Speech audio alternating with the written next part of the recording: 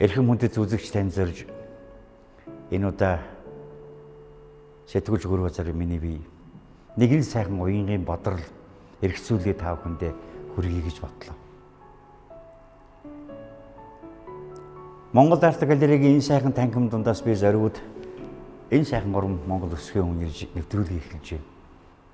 Хөөрхөн гоо Монгол өсгөө хөдөлтөлтийн сэнгэр яргүй гэсэн тухай юм болов. Хар торгон хамжаарыг чинь боржигн тарлаа. Үслэх хөрхөн царайг чинь үзэмчэнд үзлээ. Ангил цагаан цээж чинь эр болохтан дэврлээ гэсэн өөрийнх нь шүлгээс хэлсэн болов. Ямар тач би нэг эдүгээ цагийн авьяаслаг уран бүтээлтэй ярьж байснаа тэр бодрлоо үзэгч танд хүргэх гэж энд зорж ирсэн. Одоо миний өгүүлэх гэж байгаа нэвтрүүлгийн маань нэр бол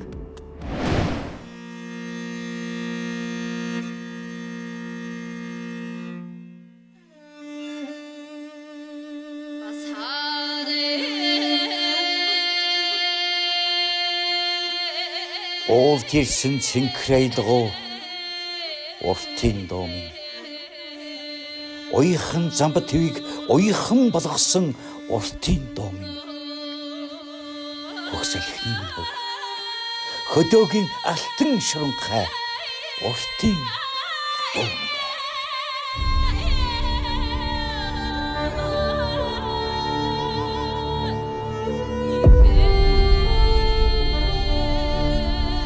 Монголын их шуранхай.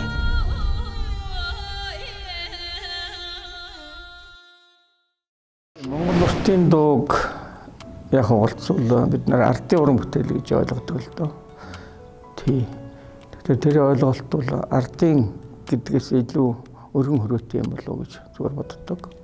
Тэг анханасаа үүсэл гарлынхаа үеэс эхлээд л энэ төрийн ч юм уу тийм ээ ёслол хүндэтгэлийн юм уу одоо зан үйлийн технологи тайлагны юм уу одоо ийм маягаар үссэн болов уу гэж боддог.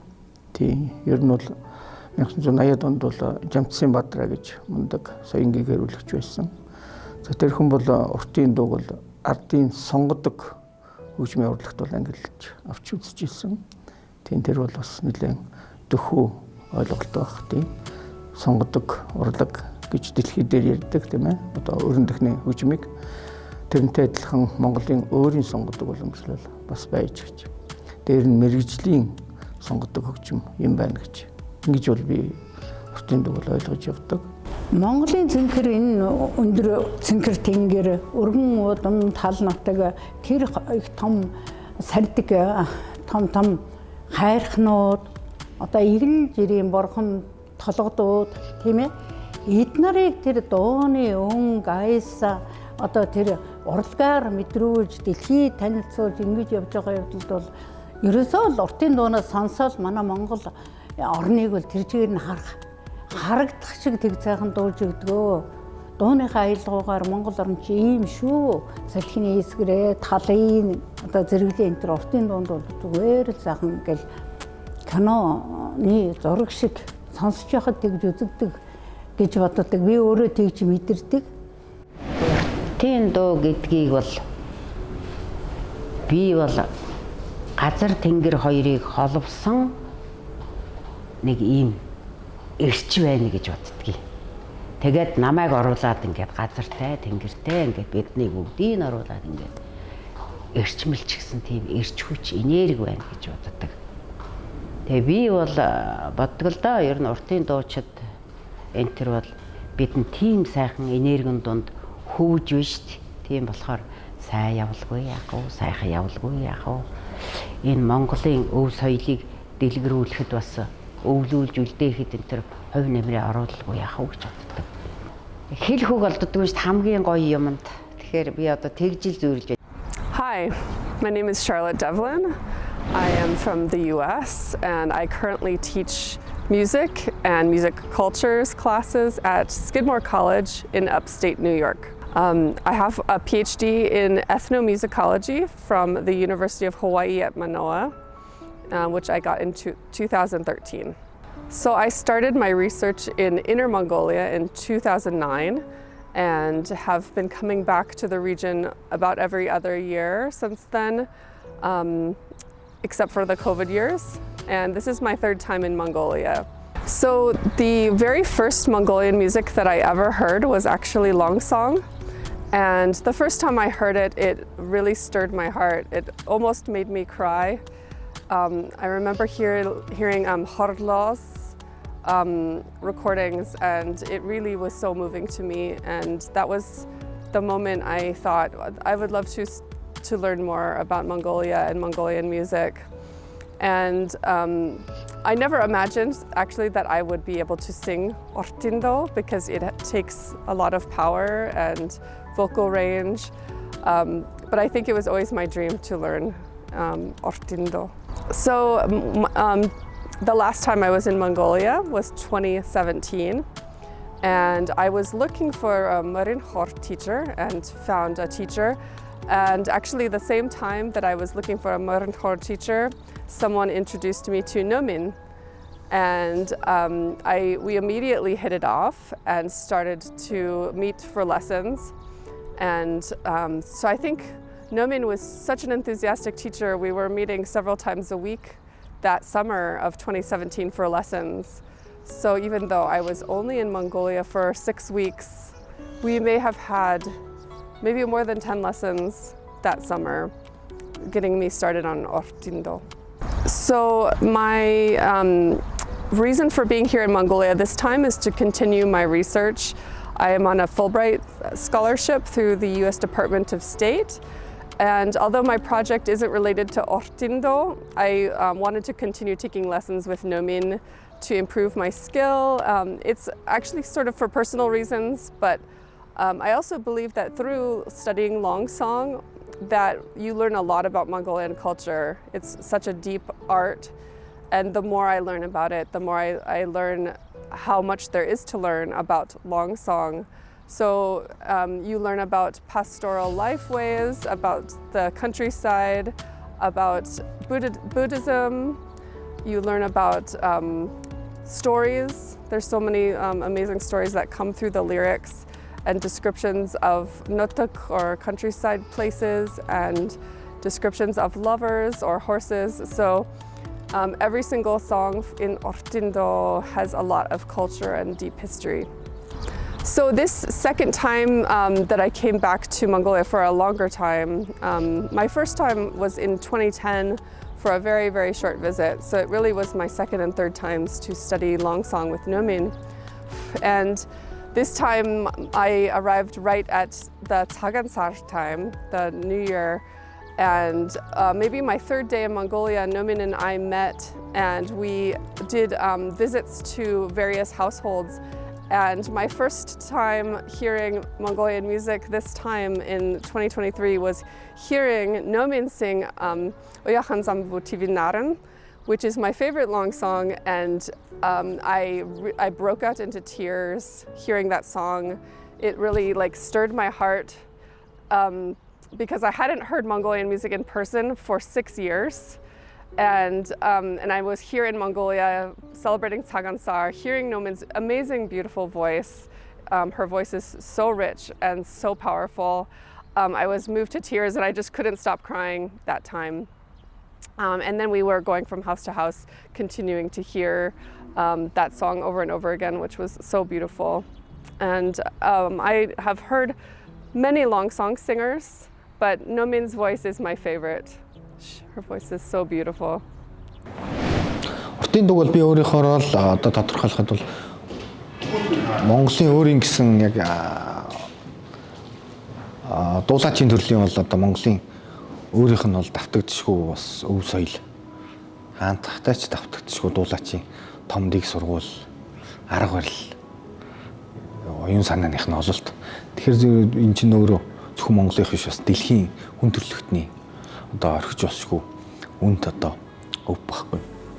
Тэгээд энд газарт төрснөөрөө бид нар бол энэ үеийг бол одоо хадгалж хамгаалах, хөгжүүлэх, бүр дэлхийд даяар түүхэн дэлгэрүүлэх тийм үүрэгтэй уран бүтээлч бид нар бол зөвхөн дуучид биш, уртын дуучид биш, судлаач нар, хөгжмийн зохиолчд гэх мэт. Тэгээд уртын дууг ингээд дуулаад ингээд явахад Монголд нэг тэнгэрийн заацс гэж ярьдаг штэ. Одоо төгсөн шөнийн оройны тэнгэрийн заацыг тэр заацаар гараад цаашаа сансрын хязгааргүй руу яваад ингээд очиж ах шиг. Тэгээ манай Монгол орн чинь их дэлхийн бөмбөрцгийнхаа элгэн дээр байдаг болохоор зэрэг тэнгэртэйгээ ойрхон байдаг да гэж ингээд залуурч явдаг. Тэгээ уртын дуугаа бол тэнгэрийн заацаар ингээд цаашаа хязгааргүй уудам руу явчих шиг санагдаа. Тэгээ анхнаасаа уртын дуу бол ер нь би бол ардын дуу байгаад л ингээл мал малж яхаа хөдөөхээр одоо хоны бэлчээрт ингээл очиж зүггүй дуулаад байсан баг гэж би бол тэгж төсөөлдөг үү. Тийм хандлага бол байсан. Тэр бол тодорхой үзэл сурталын шалтгаантай тийм тайлбарууд байсан баг гэж боддог. Яг нарийнтаа бол уртын дууг дуулах цаг, нар, ёслол, эрэм битэг бол маш нарийн тодорхой тогтчихсон ийм зүйл. Нөгөөр хэлэхэд тэр бол ариун дагшин зүйл байна тийм ээ. Дээр нь төрийн одоо ёслол хүндэтгэлийн зүйл үү. Тийм болохоор тэр ариун дагшин зүйлийг бол хаа хамаагүй дуулж хуурддаг тийм ээ.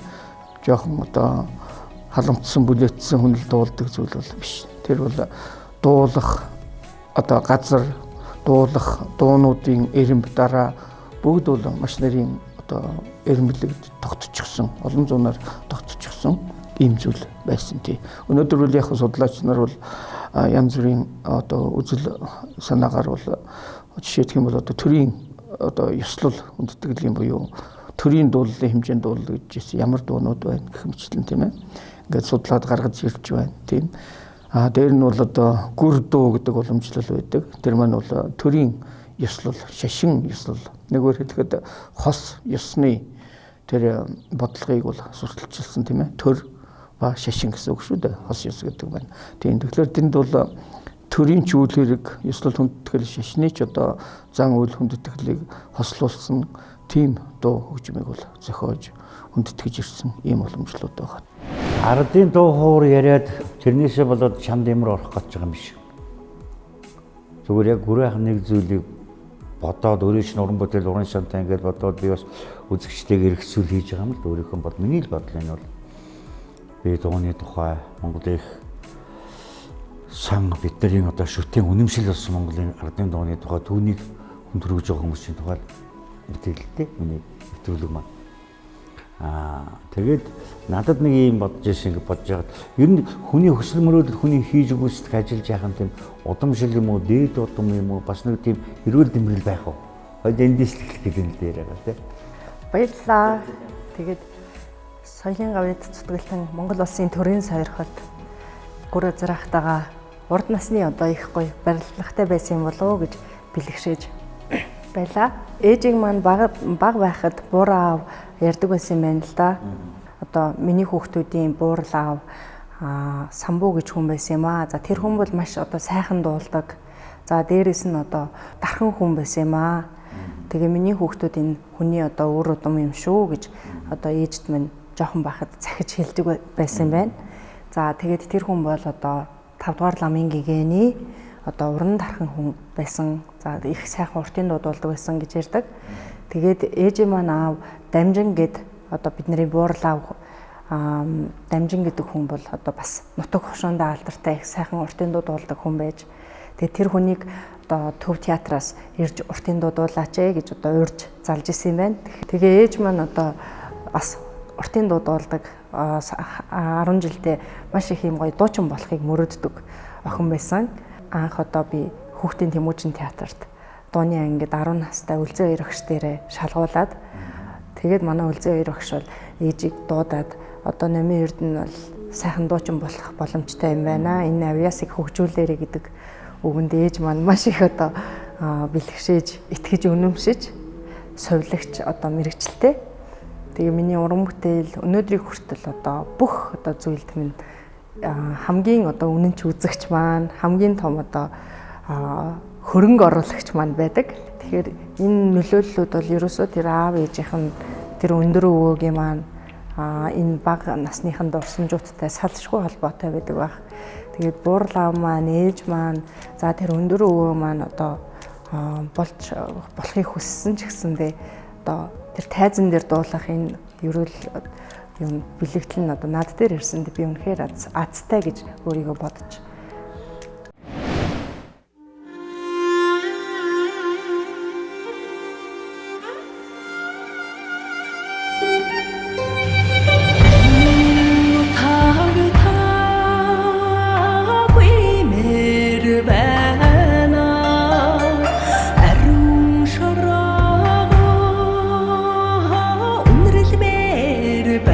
Бага ер нь бол зүгээр хүний тэр авиасвэлэг юм уу ямар нэгэн хийж байгаа гүйцэтгэж байгаа зүйлийг ямар ч байсан тэр одоо өнгөрсөн цаг юм уу удам огшил юм уу тодорхой цаг хугацаанд дотор авч хармаар байдгийг.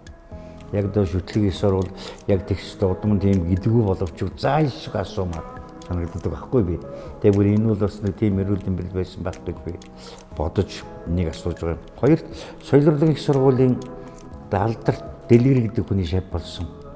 Яг уртын дугаар өөрөө дагнсан уу ерөн зүгээр юугаар одоо тэр хуураар тэгэхэд харсан юм уу ер нь ямар азар дэлгэрийн шав болов гэж асуух гэдэг тийм мундаг штэ гайхамшигтай юм штэ тий. Тий Баян-Онгор аймагт анх соёл урлагийн сургуулийн шалгалтын элсэлд ирээд тэгээд Ичи орлоо огш ирж шалгалтыг авч ирсэн. Ичи орлоо огш маань би өөрийнхөө шав дэлгэрт энэ охиныг өгнө гэд намайг анх манай ардын чихч орлоо юм. Тий, дөрөнд очиж цагаан ичрлээ гэдэг. Маш одоо үцсгэлэн те. Тэгээ ийнхөө огш маань би одоо дэлгэртээ өгнө гэл тэгэхээр би тэгэл дэлгэр гэдэг хүн дээр очих юм байна гэж бодоод тэгээд анх одоо багш дээр ирж уртын дуучин болж исэн. Миний шав номер 2-нд 2003 онд Баян-Онгор аймгаас соёл урлагийн их сургуульд шалгалт өгч одоо тэнцэж орж ирсэн хүүхд байгаа юм. За номын эрдний хувьд бол ерөөсөө маш их одоо шаралхуу гэх юм уу тийм ээ. Одоо нэг цагаахан хатаарлаг гэж ярьдаг шүү дээ тийм ээ. Би нэгэн жишээ хэлэхэд одоо улирлын шалгалт та онцтон авч байгаа юм. Манай номын эрд текстээ ангид орж ирээд уйлаад байсан. Миний хүү яагаад уйлж байгаа чи? Онц авсан шүү дээ чи гэдэг хэлж байна. Надаас дээр оноотой онц байна. Ийм шарттай. Би заавал энэс илүү оноо авч бий. Ангидаа манлайлж хамгийн том дүн аавна гэдэг. Тийм одоо зорилгыг хүртэл одоо өөртөө тавьж ингэж суралцж байсан одоо миний одоо маш одоо идэвхтэй мэрэгжилтэй сайн ийм оюутнуудын нэг юм байгаа юм. Манай багш бол одоо орчин цагийн мэрэгжлийн уртын дуучдыг бэлтгэхэд 5 үеийг бэлдсэн юм гайхамшигтай алдартай хүн байгаа. Зүгээр нэг юмар далиндуулаад нөгөө юмыг бас магтан дуулах хэрэгтэй. Дэлгэр эднийг даруухан тийм хүн.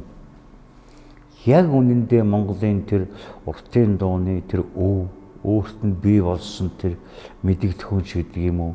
Тэр одоо даяг жаяг маниарч гэдэг юм уу. Ер нь мөддөө төрөхөөргүй тийм гайхамшигтай хүн шүү дээ, тий. Хүннүүлэх дараахан тий. Гэхдээ маш их мундаг. За өнөөдөр л харагдаж байна л да тэр хүний гавь ямар гэдэг тийм. Ер нь бол ер нь бас мундаг тийм ээ. Дэлгэр тийм. Гайхамшигтай хүн. Багш маань ер нь уртын дуучин болох гэж байгаа оюутнуудад ямар нэгэн хичээлийг чи яг ингэж хий тэг гэж араас нь ч хөөцөлддөггүй. За энэ сайхан бүтээлийг дуулах хувь тавилантай бол дуулна. Дуулах хувь өрөөлгүй бол энэ хүүхд эртхэн өөрийнхөө замыг одоо хөөсөн дээр гэдэг тийм одоо дотоод өөрийн гэсэн үзэл бодолтой. Тийм учраас манай уртын дуу өөрөө яг дэлгэр багшийг байсан үед бол нууцын тайрн шиг тийм одоо нандин юм удаа гэж би хувьдаа бол одоо багшигаа боддог. Нэлийн ухаантай тийм айхтар хүн байсан.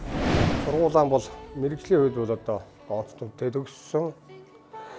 Ер нь тэр айзам дуунуудыг бол ер нь маш сайн сурсан.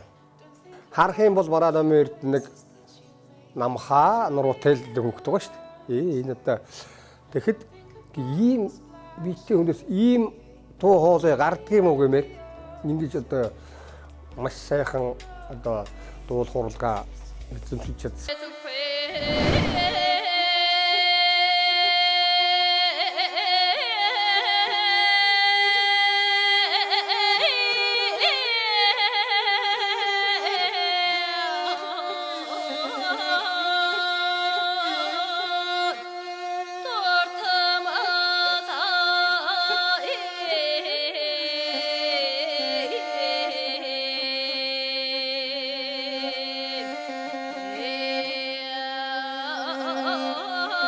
Би зүгээр яагаад өөрийн чинь эрдэм мэдсэн дэлгэр багшуулсан соёл урлагийн их сургуулийн сургалтыг их магтах гэдэг яриад байна л да. Жишээ нь ийм байгаа юм. Соёл урлагийн их сургууль төгссөн одоо Аримбаатараас хэл тааны үеийн тэр олон дуучид дэлхийн дуучид боллоо шүү дээ. Манай суушийн дуучид ямар гайхамшигтай гэдгийг хүндэтгэлд харууллаа. Магадгүй би яг энийг хэлээд байгаа юм байггүй. Дэлхийд уртын дууд болдог учраас таач мэдэхгүй байна. Тэ тэгсэн бол бас танаас ч дэлхийг хөөж мэдгээр тэр хэмжээний сургалт байжээ гэж бодох. Тэгээд биш надад нэг юм байна. Магадгүй би дэврүү харж байж магадгүй. Би үзэгчд хэлэх юм энэс шийдсий. Юмны эхлэл байж тээ эхлэл байдгүй. Заавал эхлэл ихээр нэг тийм доороос эхэлдэг юм уу нэг тийм эхлэл төдий биш. Эхлэл нь өөрөө шууд одоо юу гэдгийг шинжил байж болох ямар нэгэн асуудал ямар нэг юм хөндөх юм байж болдог гэж би урлагт хардаг хүн болсон. Тийм ээ? Эхлэл нь одоо Павгийн лавсрын багшийн хөрмийн зар гэдэг шүлгүүд анхны шүлэг гэж хэлэхэд ямар ч арга байхгүй. Бүр агуу шүлгэж байж мэднэ. А тэрнтэй адилхан би яагаад тэрийг харж байгаа юм бэ гэвэл одоо Эрдэнэ чимэг өөрөө өөрийн туяа таагуур анх одоо урлааны нийлээд турсан дуу ингээд олны дууж эхэллээ шүү дээ. Шовгой хамтлагч болсон. Тэмэр хуурын шагнал чамж байсан. Би ч гэсэн үг нь хийж байсан. Яг тэр гурыг гурвалаа нийлээд дуулах санаа ханаас төрсөн. Тэр их сони ихэл байсан юм ер нь. Хизээч тэгж байгаа юм хэлсэн байхгүй юу? Одоо гурвалаа заавал дуудаад хадгүй зүгээр тэр ихэд нь надад зөв зөв байсан л да. Тэ бид нар багшийнхаа тухайн үеийн оюутнууд дотроос одоо би бэлтгэл курс 1-р курсээс өөрийн туяа 2-р курсээс Эрдэнэ чимэг тэгээд гуруулаа одоо хамтарч хамгийн их хичээл хийдэг хамгийн их одоо ангидаа үлддэг ангидаа хамгийн их одоо амьдардаг оюутнууд байсан.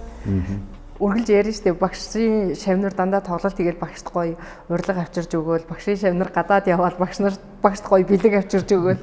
Тэгээд бид нар ч гэсэн тэр алдартай шавн болох юмсан яавал одоо юм гоё болох уу гэд. Тэгэл тэр хүсэлдээ яарад тэг гурлаа хамтдаа оюутан байхдаа нэг тоглолт хий. За тэрийг их өвөрмөц гоёор хий гэж Монголд болж байгаа бүх тоглолтыг угаасаа үздэг байсан. Тэгэл тэр тоглолтны тэр нь гоё байсан гэдэг ингээд тоглолтоос тоглолтын хооронд хөглөгдөөл бид нар нөгөө оюутан байхаас эхлээд зуулчны баазад дуулдаг тэгээд Европ руу явж дуулдаг гадагшаа явж дуулдаг оюутнууд байсан. Тэгэхээр тэнд ерөөсөө маш их олон орны хөгжмүүд маш олон гоё зүйлүүдийг үздэг. Одоо өөр орны хүмүүс ингээд бөмбөр тоглоод бид нэр уртын дуу дуулаад тэрэндээ ингээд оройжонго бүгдөө ингээд дуулаад бүжиглээл ингээд чаддаг юмараа нэгдээд яг ингээд хамтраад уран бүтээл хийгээд идэг оройжонго. Тэгээд ягаад ер нь ингээд уртын дуучин гээл тэгэхээр ийм дээл өмсөл ингээд байх юм ба хүүхдүүд байсан учраас тэр гоё юмны учрыг мэдэхгүй. Тэгэл өстө тэр хүүхнүүчийг гоё гуцлаа л да. Тэр хүүхнүүчийг гоё бөмбөртэй дуулъя. Тэр хүүхнүүчийг тгийгээд тэгээд яг одоо хамтарч тоглолт хийгээд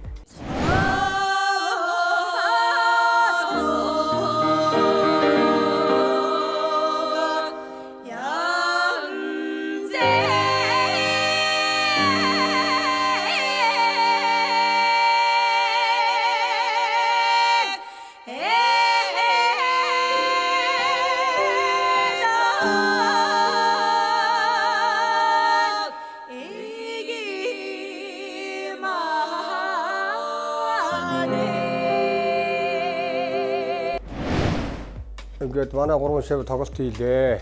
Одоо бол өстой Монголд байгаагүй цоо шин юмыг одоо ард түмэнд харуулсаа. Ингээд бол маш олон одоо үзэгч хэд одоо над руу уцж байсан. Дэлгэр багшаа энэ чи одоо уртын дуу чи юу болчихваа гэж надад асуусан.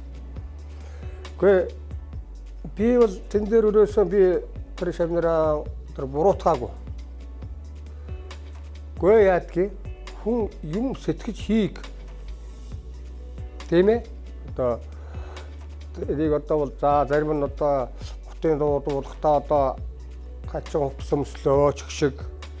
За уртын дуу одоо хоолой салгаж одоо юу хачин болголоо ч шиг одоо янз янзаар ярьсан ерөөсөө олон янзаар ярьж байсан. Би Шуранхайн 3 охин гээд одоо уртын дуу дуулдаг 3 охиныг бол дуулж ихсэн үеэс сүс төгсөд соёл урлагийн их сургууль төгссөн тэр үеэс эхлээд энэ 3 хүүхдийн тоглолт дууг сонсдог байсан. Тэгээд энэ сайхан Монголынхан уртын дууг өглөж яваа, ардын дууг өглөж яваа энэ хүүхдүүдийг бахархдаг. Намын эрдмийг бол бас их ойр дотн болсон бит хоёр бол ээж охин хоёр шиг л болсон. Их сайхан дуунд нэг дуртай. За би номын эрдний бол одоо оюутан байхаас нь мэднэ. Оюутан болоод дуулаад хөөрхөн дуулцгаагаа сүүлдээ эднэр хамтлаг болоод тэгээ хамтлагийнх нь концертыг үзэж харж байлаа. Орчин үе юу нь яаж юм? Яаж бүгдээрээ эднэр уртын дууч байхгүй. Тэгэд энэ гурван хүүхэн нийлээд ер нь юу хийж ийн орчин үе ер нь яаж ийн гэж харж ирсэн. Тэр үед их хөөрхөн хүлээж авч ирсэн ард түмэн их гоё хүлээж авсан. Эднэр чинь тэгээд бүр их нэртэй улсын тэргээрээ хамтлагаараа их сайхан нэртэй болж ирж байлаа. Тэрний залгамжлаад ингэж болдгийм байна гэж бас тэрний доод талынхууд тэргээр ингэж хүмүүжиж бас гарч ирж байна. Hi, my name is Connie Zhao. I'm currently a master's student at New York University's Gallatin School of Individualized Studies, and I study Longsong, Ortindol. This is my fourth time in the country of Mongolia. I've lived in Inner Mongolia and been to Inner Mongolia before, and that's where I first started learning Ortindol, but this is my fourth time here. So actually, Professor Charlotte Devlin introduced me to Namin in 2018, and since then we've become good friends, and Namin is also my Ortindol baksh. I love having Ortindol classes with Namin. She's a phenomenal teacher. She can hear just the most nuanced mistakes that I make. She can always pick out what I'm doing right and what I'm doing wrong with my voice. And she's a very caring teacher, and she's always very kind. So even when I'm making mistakes, she is correcting me in such a helpful and constructive way. Actually, one of my favorite things to do when I'm in Mongolia is to take Ortindol classes with Namin. So together, Namin and I want to create an NGO about focusing on Ortindol. We have a couple of goals together. One is to research Ortindol all across Mongolia and the different styles. Another one is to educate people and do workshops. We want to expand internationally as well, so not just in Mongolia, but I would love to have Namin in the US educating American audiences about Ortindol. We've talked about going to China and Taiwan a little bit as well, and we want to document Ortindol singers for archival purposes so that other researchers and musicians can use these materials. And then lastly, we would like to also perform together. So one of the goals is to bring Namin and other Ortindol singers to the US and other countries to perform. За уртын дунд ямар шүү гавья байгуулсан бэ гэж. Тийм би бол гавья байгуулсан гэж бол хэлж чадна. За ямар ч үсэн зоригтой одоо шинжилэл хийх гэж оролцсон. Тэрийг нийтэд үзүүлж чадсан тодорхой хэмжээгээр бол мэдээж хэрэг ямар нэгэн том зоригтой шинжилгээг бол тэр одоо 100% хүлээж авах бол боломжгүй тийм ээ. Нэг эсэргүүцэх нэг хэсэг үе, дэмжих нэг хэсэг үе. Тийм тэр л замаар явсан. Харин одоо үзэгчтэй намайг ямар хүнтэй ярьж юуны тухай өгүүлбэхийг анзаарлаа шүү дээ. Тийм ээ, таны бодож байгаа зөв. Нэгэн олон жилийн өмнө 3 сайхан соёл урлагийн их сургуулийн оюутан уртын дуулаад шуранхай хамтлаг байгуулагдаад байсан үеийг Монголын онцог ой санамж мартаагүй байна. Тэндээс би Наминтайгаа ярилцсан. Ярилцсны учир юу вэ гэвэл одоо танд гадрал гэж байгаа.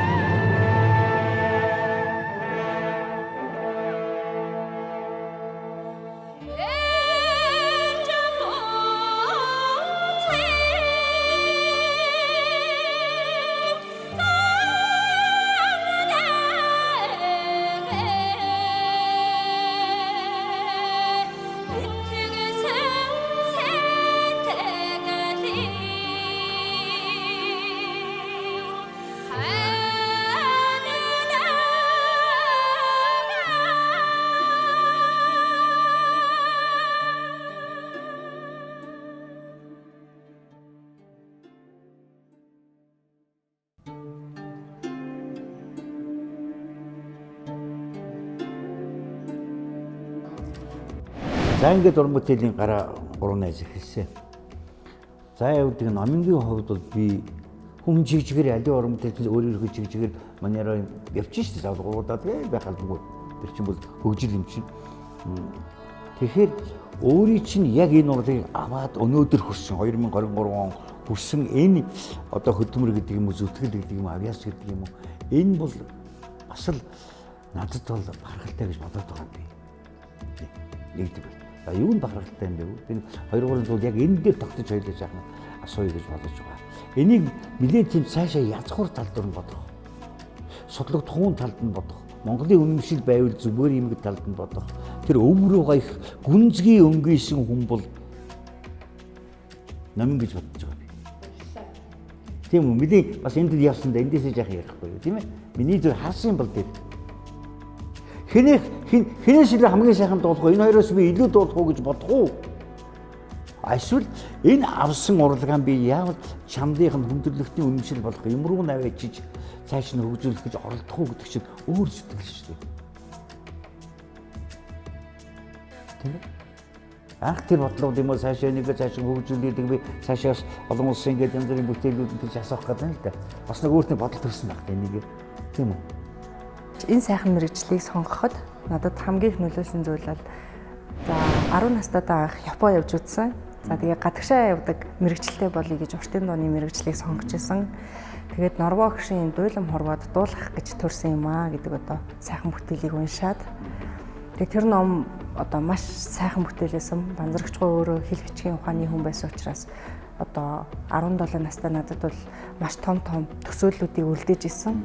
Тэгэхээр тагийн хадны цуурайг яан тавхай хүүгийн дуулахыг яан гэдэг үг бол одоо их 12 хантай том гэрт дуулсан юм байна. За тэр том хантай гэр хэдэн диаметртэй байсан бол за ширмэн тоогоо ян хийж дуурдаг байсан юм байна. Тэр дотор байсан гангар шаазангууд бөмбөрч одоо дуурдаг байсан юм байна гэхэд яавал тэр дуучин шиг болох уу гэдэг одоо тийм мөрөөдөлт автаж тэр дуучин шиг л болох юмсан гэж одоо мөрөөддөг байсан.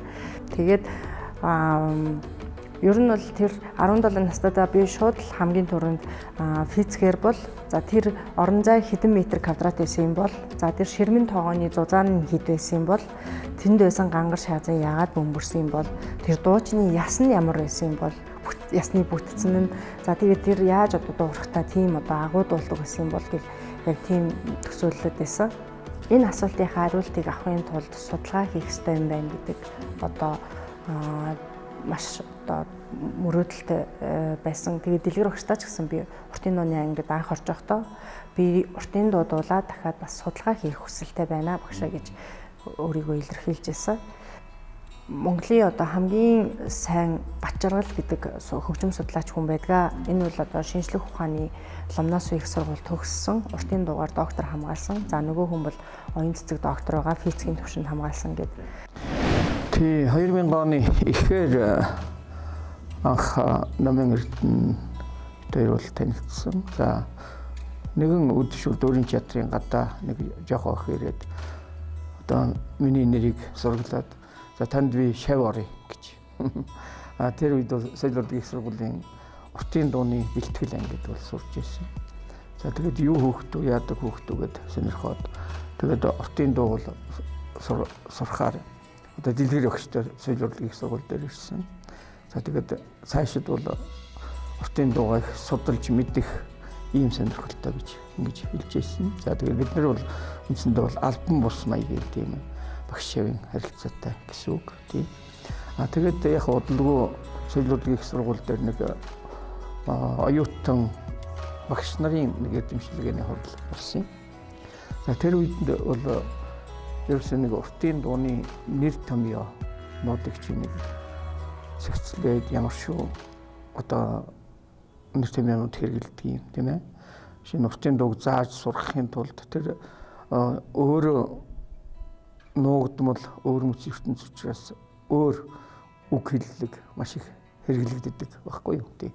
Тийм учраас тэрийг ер нь багцлаад, ангилаад тэгээд нэг уртын дуу тойрсон нэр томьёонуудаар илтгэл тавьвал яасан гэд бид хоёр хамтарч нэг бэлдсэн. Тэгээд тэр хурал болсон.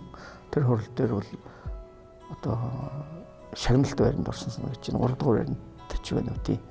Тийм гэхдээ тэр бол бас л өөр мэт сонин эрэл хайлт байсан. Юу гэхээр уртын дууны нэр томьёог тусад нь авч үзсэн судалгаа, ажиглалт бол манайхан тэр болгон байгаагүй. Тэр бол яг оюутны эрдмийн нэг ажил тийм ээ. Одоо нэг судалгааны жижигхэн сэдв боловч ерөөс энэ сэдв өөрөө бол бас сонирхолтой байсан. Тун бодлого дэлгэр багш өөрөө ч гэсэн уртын дууны нэр томьёог бол сонирхож өөрөө бас эрхчлэн чөлөө илтгэл тавьж ирсэн. За сүүлд нь Жанссан урууга уртын дууны нэр томьёог тусгайлан бас ном болгоод гаргасан юм ч явдал. Тэгэхээр яг нарийнтаа тэр том судлаач нар гэж ярих юм бол баг эхлэл нь номын эрдэнэс гэлсэн мэйттэй юм байгаа тийм. За тэгээд ер нь Баян хонгорт тэр Тэмүүжин гэж чуулгахтаа одоо бага наснасаа одоо яасан тодроо тэгээд Тэмүүжин чуулгаар одоо хүмүүжсэн хүүхэд байсан. Тийм болохоор Тэмүүжин чуулга бол Баян хонгорын одоо маш олон авьяаслаг хүүхдүүдийг бол урлагт анх одоо зүг чигийг зааж өгсөн юм гайхамшигтай тийм сургалт явсан газар л та. Би тэр чуулгыг яагаад мэдэх вэ гэхээр Цэдишин чин зэрэг гэж хөгжмөн зохиолч одоо төрийн шагналт байсан. Бид бол ойр дотн явсан. Тэгээд Тэмүүжин гэдэг дөөрэ тэнд анх бичээд тоглуулж ирсэн. Тэгээд би телевизээр харж ямар хөөрхөн одоо айтайхан юм болсон юм байна. Тэр үед чинь бол 90-ад онд өнгөж гарч явах үед бол бид нар чинь үндэснийхэн түүхийг Чингис хаана эргэж харах цоошин байдлаар тийм ээ. Тэр маань бол одоо урлагийн олон төрөл зүйлд бол тусгал олж ирсний нэг нь бол хүүхдийн Тэмүүжин гэдэг дөөр гарч ирсэн. Тэнд бол одоо гол дүрд нь дуулж ирсэн юм байна лээ. Намын тийм тэгээд одоо тэр Тэмүүжин чуулганы тухай тодорхой хэмжээгээр ойлголттой. Тэнд ямар ч үсэн урлагийн одоо нэг голомт маш өрмөц сургалт явж байгаа гэдгийг бол өөр мэддэг байсан учраас нам эрдэнэтэй бол одоо багш шавийн тийм барилгатай өнөөдрийг хүртэл явж байгаа. Тэгээд би Бачаргал багштай уулзсан чинь Бачаргал багш за хөгжим талаасаа бол одоо энэ цэцэг багш Бачаргал багш хоёр бол хамгийн сайн судалсан юм байна. Яруу найраг талаасаа бол одоо Эрдэнэцэн самбуугай, самбилдын дуугай. За тэгэхээр яг дуулаас судалсан хүн бол байхгүй юм байна. Тэгэхээр бол одоо яг дуулаас судлах чамд юм боломж байна гэд.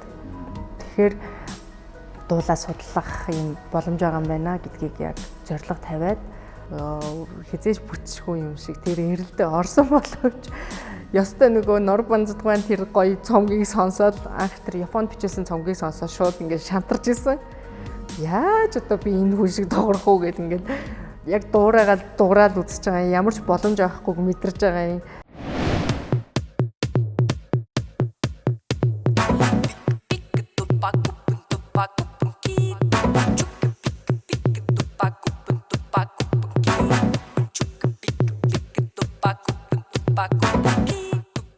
Өдөрт 12 цаг, 8 цаг ингээд тасралтгүй сонсоод ч ойлгодгүй бүр тийм одоо хүнд санагдчихсан. Тэгээд явж агаад Норвегийн 1953-41 оны бичлэгүүдийг олж сонсч ирсэн. За эндээс маш их урам авч ирсэн. 23 настай ар хөвчийн унаг гэдэг дууг олж сонсч ирсэн. За тэгээд дорж давггүй, гончиггүй гэд маш одоо Монголын алдартай сайхан уртын дуучдын бүтээлүүдийг одоо пянзнаас олж сонсч ирсэн. Тул сайхан асар өндөр бидний сайхан дууга. Төрөг шишний гүн хүндэтгэлт дуу. Эднийг бол их дуулах их дуртай. Ер нь том дууг их барьж авч дуулах дуртай. Би тэнд нь эхлээд бол яг энэ хүүхдийн хоолыг нь хамаагүй том дуу гэж бол бадарчих бай. Тэгээд бас гайж дүрхшээж хүүхдэд хайрлаж явсан л да. Тэгэхэд бараг өөрөө сурчаад ирдэг байсан. Би ингээл ангид орж ирэх гэж ахтал номын эрдэнэ төгөлдрөөр урд дээр суудсан.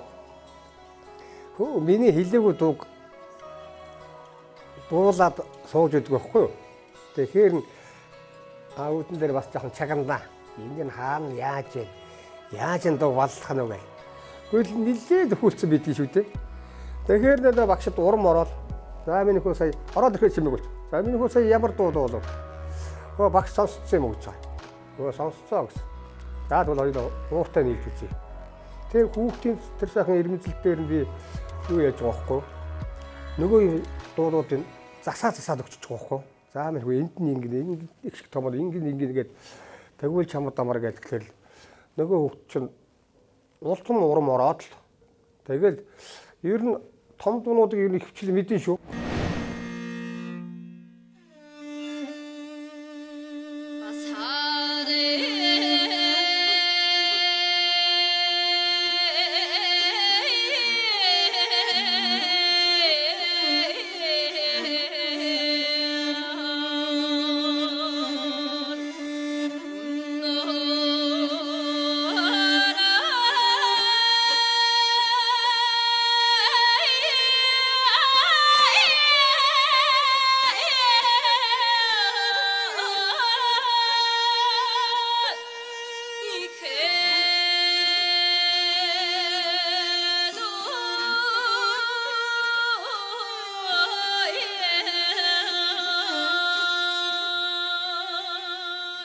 Зүгээр яг бай. Зарим юм өөрийнх нь дэргэд хэлэхэд яахны эвгүй байж магадгүй. Гэтэ би яг энэ бахархлыг л үзэгчтэй хүргэх гэдэг нэвтрүүлэг хийж байгаа. Манай нэвтрүүлгийн зочин бол өөрөө. Энэ нэвтрүүлэг бол өөрийн чинь тухай. Гэтэ нөгөө зорж байгаа хүний тухай ярилцлага авахгүй гэж болохгүй шүү дээ. Хоёрт нэг ийм л бодоод байна л да би. Монгол улсын төрийн шагналд ардын жүжигчин Оюун гойг ямар жүжиг тоглосон юм бэ? Ямар кинон тоглосон юм бэ гэж хинч асуух ирэхгүй. Яг жүжиг тавьсан байгаа бол Монголын театрт ямар гавьяа байгуулсан бэ гэвэл шал өөр зүйл байдаг байхгүй. Тэгэхээр дуулаад хамгийн сайн дуучин байх нэг л энийхээ мөн чанарын төлөө явах гэдэг бол дуулахаас ч үнэтэй байж магадгүй. Яг дуулж болно, шагнал дуулж болно, тийм ээ? Тэгээ Монголын соёлын төлөөч хүн аль талаас нь зүтгэж болно шүү дээ тэр талдаа. Тэгэхээр би цааш нь яхан өсгөөд асуугаад байна л да. Энийг зүгээр ингээд судлаад ингээд яваагүй. Энийг хүн төрлөختний энийг мэддэг, энийг судалдаг, энийг хүн төрлөختний урлаг гэж боддог олон хүмүүстэй, олон одоо төслийн багийн хүмүүстэй өөр ажиллаж үзсэн. Тийм ээ дэлхийн, тийм ээ? Энэ тухайгаа яхаа яриаш. Тийм ээ? Энэ бол том гавьяа шүү дээ бас. Манай уртын дуу өөрөө маш урт настай түүхтэй. Жишээлбэл Магсар хурцын дуурж авгаа одоо энэ том дуучид бол маш их хэлмэгдэжсэн тухай үедээ бол тэдний хажууд бид нэр бол үнэхээр аазтай энэ уртын дуу гэдэг сайхан зүйлээр бид нар дэлхийн одоо биел гэхэд дэлхийн бараг 40 гаруй орнд дуулж уртын дууг сурталчилж таниулсан байна. Тэгэхэд тэр хүн уртын дуучин болж төрснийхөө хувьд одоо хэлмэгдэжсэн байна. Маш хүнд цаг үеийг туулж исэн. Тэгэхээр тэр хүмүүст бол одоо хамгийн түрүүнд бид нар маш их хүндэтгэл үзүүлж баярлж талархснаа үргэлж илэрхийлж явах хэрэгтэй юм болов уу? Яагаад гэхээр Монгол улс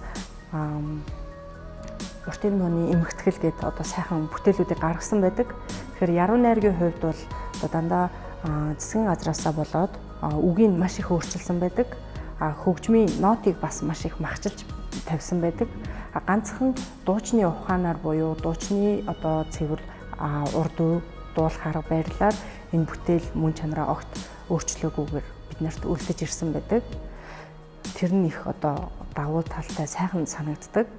За тэгээд Швейцарын холбооны улс бол одоо төвийг сахигч буюу дэлхийн мөнгөний бодлого, банк санхүүг хамгийн сайн одоо хамгаалж үлдсэн. За үүний хоёр дахь хамгийн сайн хамгаалж үлдсэн зүйл бол угсаатны хөгжим судлал байдсан байна. Дэлхийн 200 гаруй угсаатны одоо бүтээлүүдийг одоо дижитал болон CD хэлбэрээр хамгаалж хадгалж үлдсэн байдаг. Манай улс бол 1990 оноос хойш одоо энэ төсөлд хамрагдсан.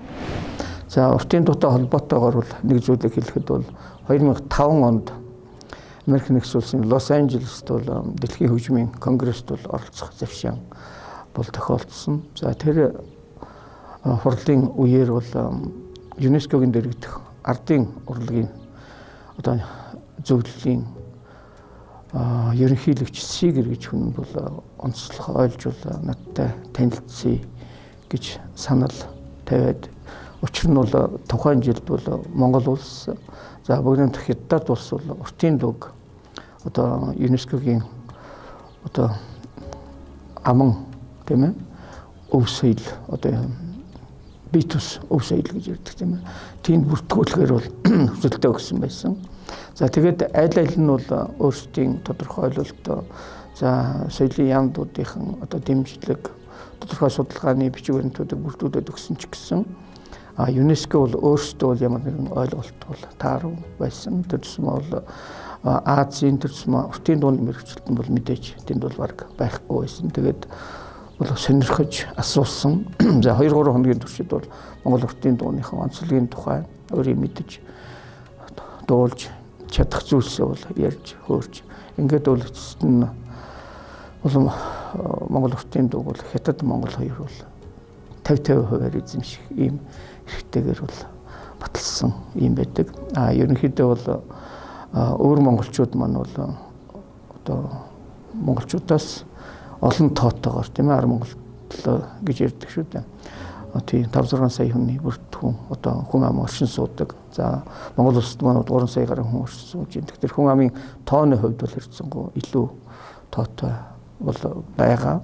За ёстон овогтны одоо бүрэлдэхүүний хувьд ч гэсэн олон тооны ёстнууд байдаг учраас хятадууд бол уртын дууны хөв уламжлалыг бас нэлээд төрж одоо бүгд хятадд улсын нэр дээр эзэмших хүсэлтэй байх нь бол бас буруу биш ийм зүйл байсан. За тэгвэл ямар ч тач байсан уртын дуу маань ЮНЕСКОд бол ямар ч байсан аль биесээр бол бүртгэлтэй ингэж болсон. Тэгэхээр хүндрэлтний бол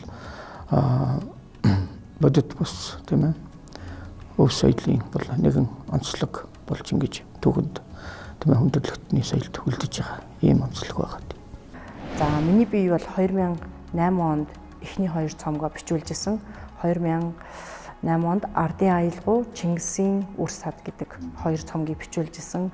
За олон улсын энэ төсөлд хамрагдаж энд бүтээлийг баримтжуулж бичүүлнэ гэдэг бол маш өндөр хяналттай, маш том стандарт гэдэг юм байна лээ. Энийг би бодохдоо бол одоо Монголын соёлыг тэр дундаа уртын дууг бол одоо нэг шат ахиулсан гэж боддог.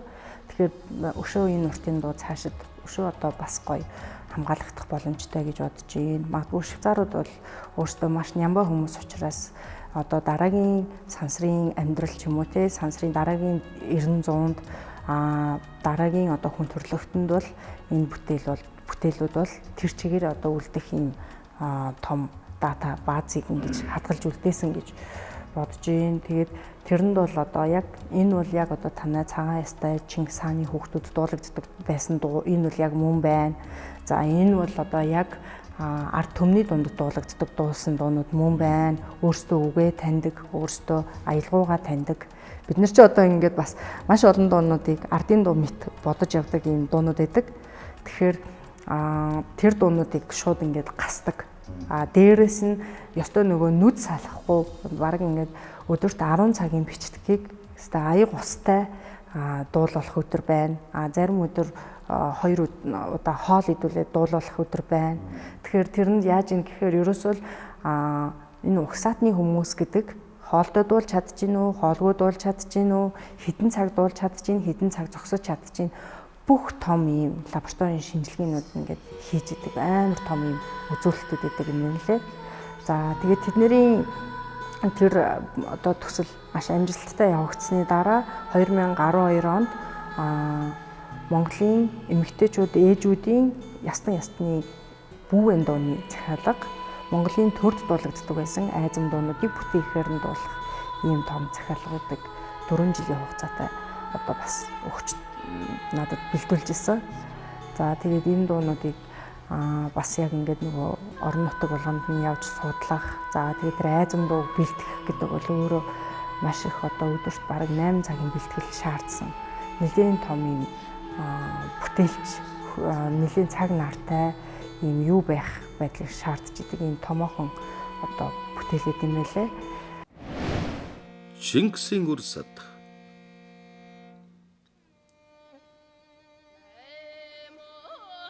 Баттулгын намын эрднийг би нилээд хэдэн жилийн өмнөөс мэддэг болсон. Тэр бол ардын язгуур хөгжимд чин сэтгэл бүхий л хайраа зориулсан нэгэн. Тэр уламжлал ардын дуунуудад сэтгэл зүрхнээсээ дуртай. Тэрний хүсэл тэмүүлэл гайхамшигт уртын дуунууд нь язгуур урлагийн түүхэн тоглолтод нэгдэж нэгэн сул болдгийм. Энэ надад Монголын олон үндэсний аж байдлыг судлахад ихээхэн тус нэмэр болсон. Тэрээр энэ урлагийн төрөлд маш их дуртай. Энэ нь тэрнийг студийн бичлэг амьд тоглолтоор олон улсад нэр хүндтэй дуучин болгосон. Харин нутгийн иргэд болон бусад олон улсын зочид түүний тоглолтыг таашаан сонирхдаг юм. Ингэснээр тэд Монгол дахь ийм гайхалтай тоглолтоор дамжуулан хүн төрлөختний байгалийн түүхийг үзэж сонирхдаг болохыг би харсан. Фэс музик Швейцарланд болон Хамбогд чуулгатай хамтран язгуур урлагийн түүхэн дуунуудыг бичиж гаргасан. Үүнд олон жишээнүүд багтаж болно л доо. Нэг Швейцарын ийм гоё албан ёсны төсөлд хамрагдчихсан. За бас нэг төсөл нь болохоор Английн төсөл байсан. За энэ хүн бол одоо Sony BMG компани Celine Dion гэдэг алдартай дуучны анхны хөгжмийн продюсер байсан. За тэр хүнтэй Avatar гэдэг кинонд хамтарч анх дуулж ирсэн. За Монголд бол анх Louis Vuitton гэдэг брендингийн Resonance гэдэг тийм одоо судалгааны ажлаар ирж исэн байлээ. Тэгэхээр Louis Vuitton буюу тэр дэлхийн брендингүүд одоо нутагшуулах гэх юм уу тийм одоо төслөөр манай Монголын Мөнхбаатар гавьяат за Төмөхийн ган хэм бишгүүрийн нэг ах үдэ. Тэр хоёр бол оролцож исэн. За миний бие бас сонгогдож оролцоод за тэгээд тэд нар болохоор Louis Vuitton-ы ажиллагаанд оролцоод минийхийг болохоор Avatar кинонд одоо ашиглаж болох уу гэж гэрээ хийж одоо гар үсэг зурулж исэн. За тэгээд би тэрийг тийм гоё одоо том тайзны хэмжээний одоо Холливуудын хэмжээний кино олно ч гэж мэдээгүй. Тэгээд та өдөрт хэдэн цаг амарч яг яахаараа хамгийн гоё дуулдаг вэ гэж тэгж асууж ирсэн. Тэгээд амар юм спешиал нэлээд тийм чухал асуултууд асуугаад тэгээд би гоё халуун суугаад дуулцдаг. Би гоё хаач хамаагүй тэгээд гоё их унтчих юм бол хэдэн ч цаг хамаагүй дуулж чадна гэд. Тэгээд тэр одоо төсөлд Монголын одоо малчин эмэгтэй хүнээс гарч болох бүх одоо авиануудыг одоо бичүүлж ирсэн.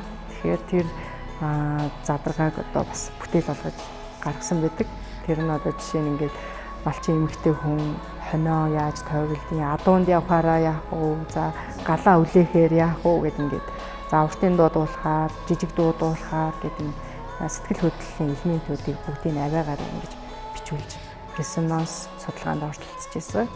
За бас нэг юм нь болохоор 1990 онд Америкийн нэгдсэн улс Англи улс Америкийн нэгдсэн улс одоо хөгжмийн зах зээл дээр маш юм монопол зах зээлийг эзэлж ирсэн байна.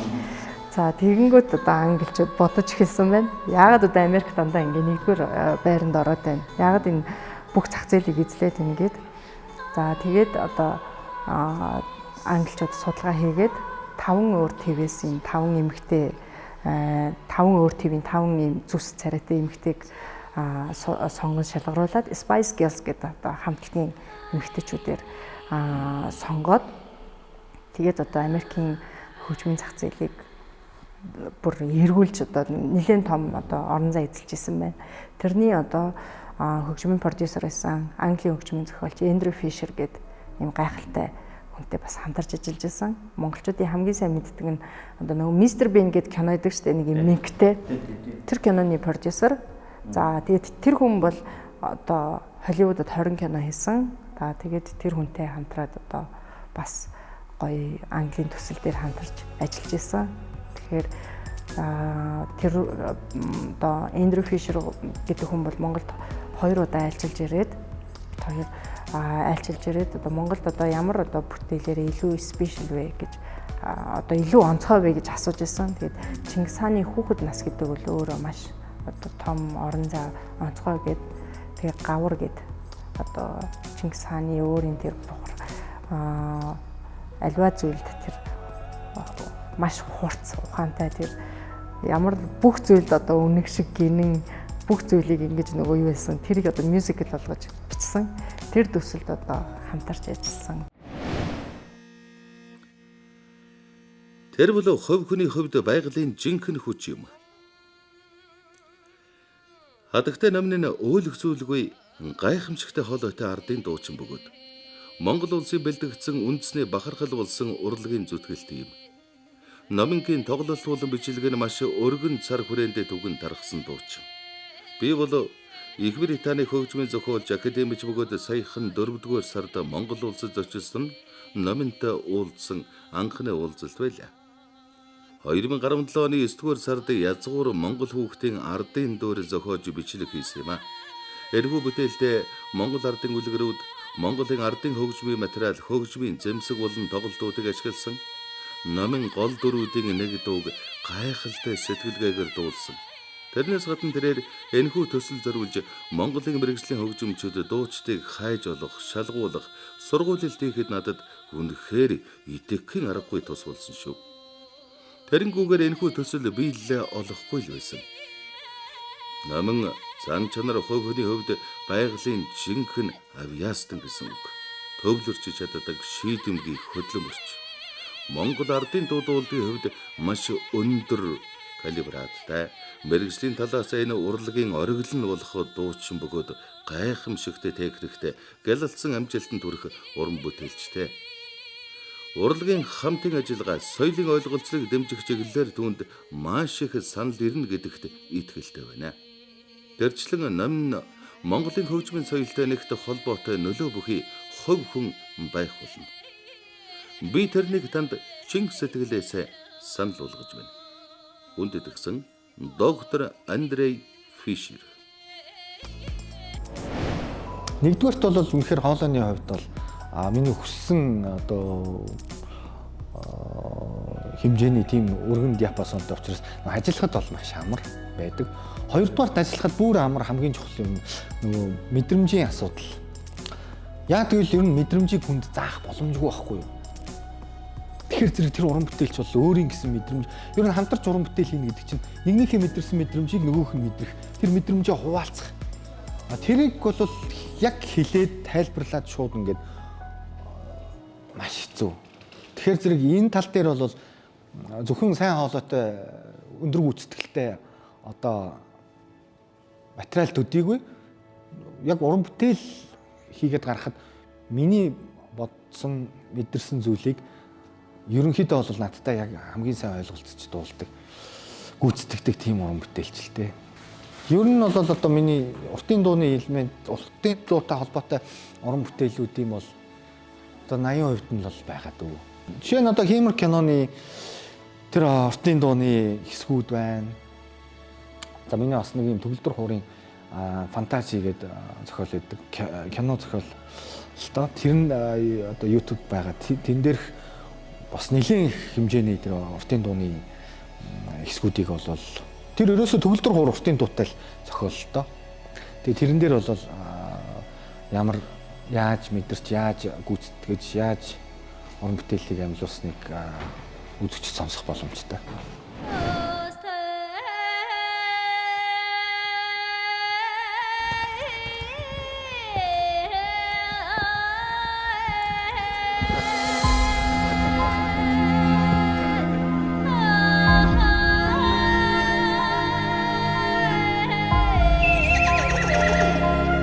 За уртын дуунд ямар шүү гавья байгуулсан бэ гэж. Тийм би бол гавья байгуулсан гэж бол хэлж чадна. За ямар ч үсэн зөрөгтэй одоо шинжилэл хийх гэж оролцсон. Тэрийг нийтэд үзүүлж чадсан тодорхой хэмжээгээр бол мэдээж хэрэг ямар нэгэн том зөрөгтэй шинжилгээг бол тэр одоо 100% хүлээж авах бол боломжгүй тийм ээ. Нэг эсэргүүцэх нэг хэсэггүй, дэмжих нэг хэсэггүй. Тийм тэр л замаар явсан. За олон тооны бол CD гаргасан. За тэр дотор нь бол одоо түүнээс гадна бол олон улсын маш олон наадам соёлын өдрүүдийн арга хэмжээ тийм ээ Монгол улсын энд бол дэлхийн 20-30 орноор бол Монгол урлагаа бол сурталчилсан байдаг. За тэр битгий хэл одоо томоохон олон улсын кино төслүүд за Голливуудын ч бас кинонуудад дуу оруулсан ийм явдал байгаа бах тийм. Тэгэхээр бол уран бүтээлчийн хувьд бол өнөөдрийн цаг үеэс харахад бол одоо хүн бол тэр болгон мэдхээргүй мэт боловч нэгэнт хийсэн сурталчлагдсан энэ бүтээлүүд нь бол маш ариун юм байна лээ. Энийг бол жил гарангийн өмнө би уран бүтээлийнх нь одоо намтрыг одоо зэгцэлж өгсөн. За тэгээд англиар орчуулж зэгцэлж өгөхөд бол тэр уран бүтээл бол цөөхөн жилийн дотор одоо 20 жилийн уран бүтээлийн 20 гаруй жилийн уран бүтээлийн намтрын хугацаанд бол маш их зүйлийг хийж амжуулсан юм байна гэж бол ингэж харагдаж байсан.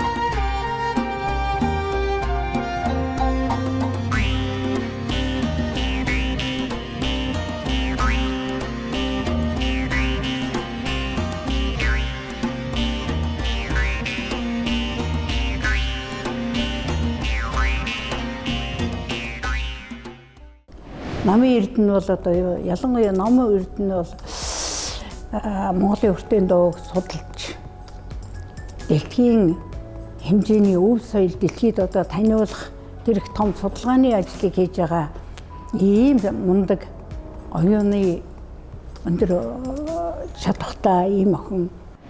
Тэгээд л би Монгол Улсын соёлын тэргүүний ажилд намынтайгаа уулзаж энэ яриаг танд хүргэх гэсэн.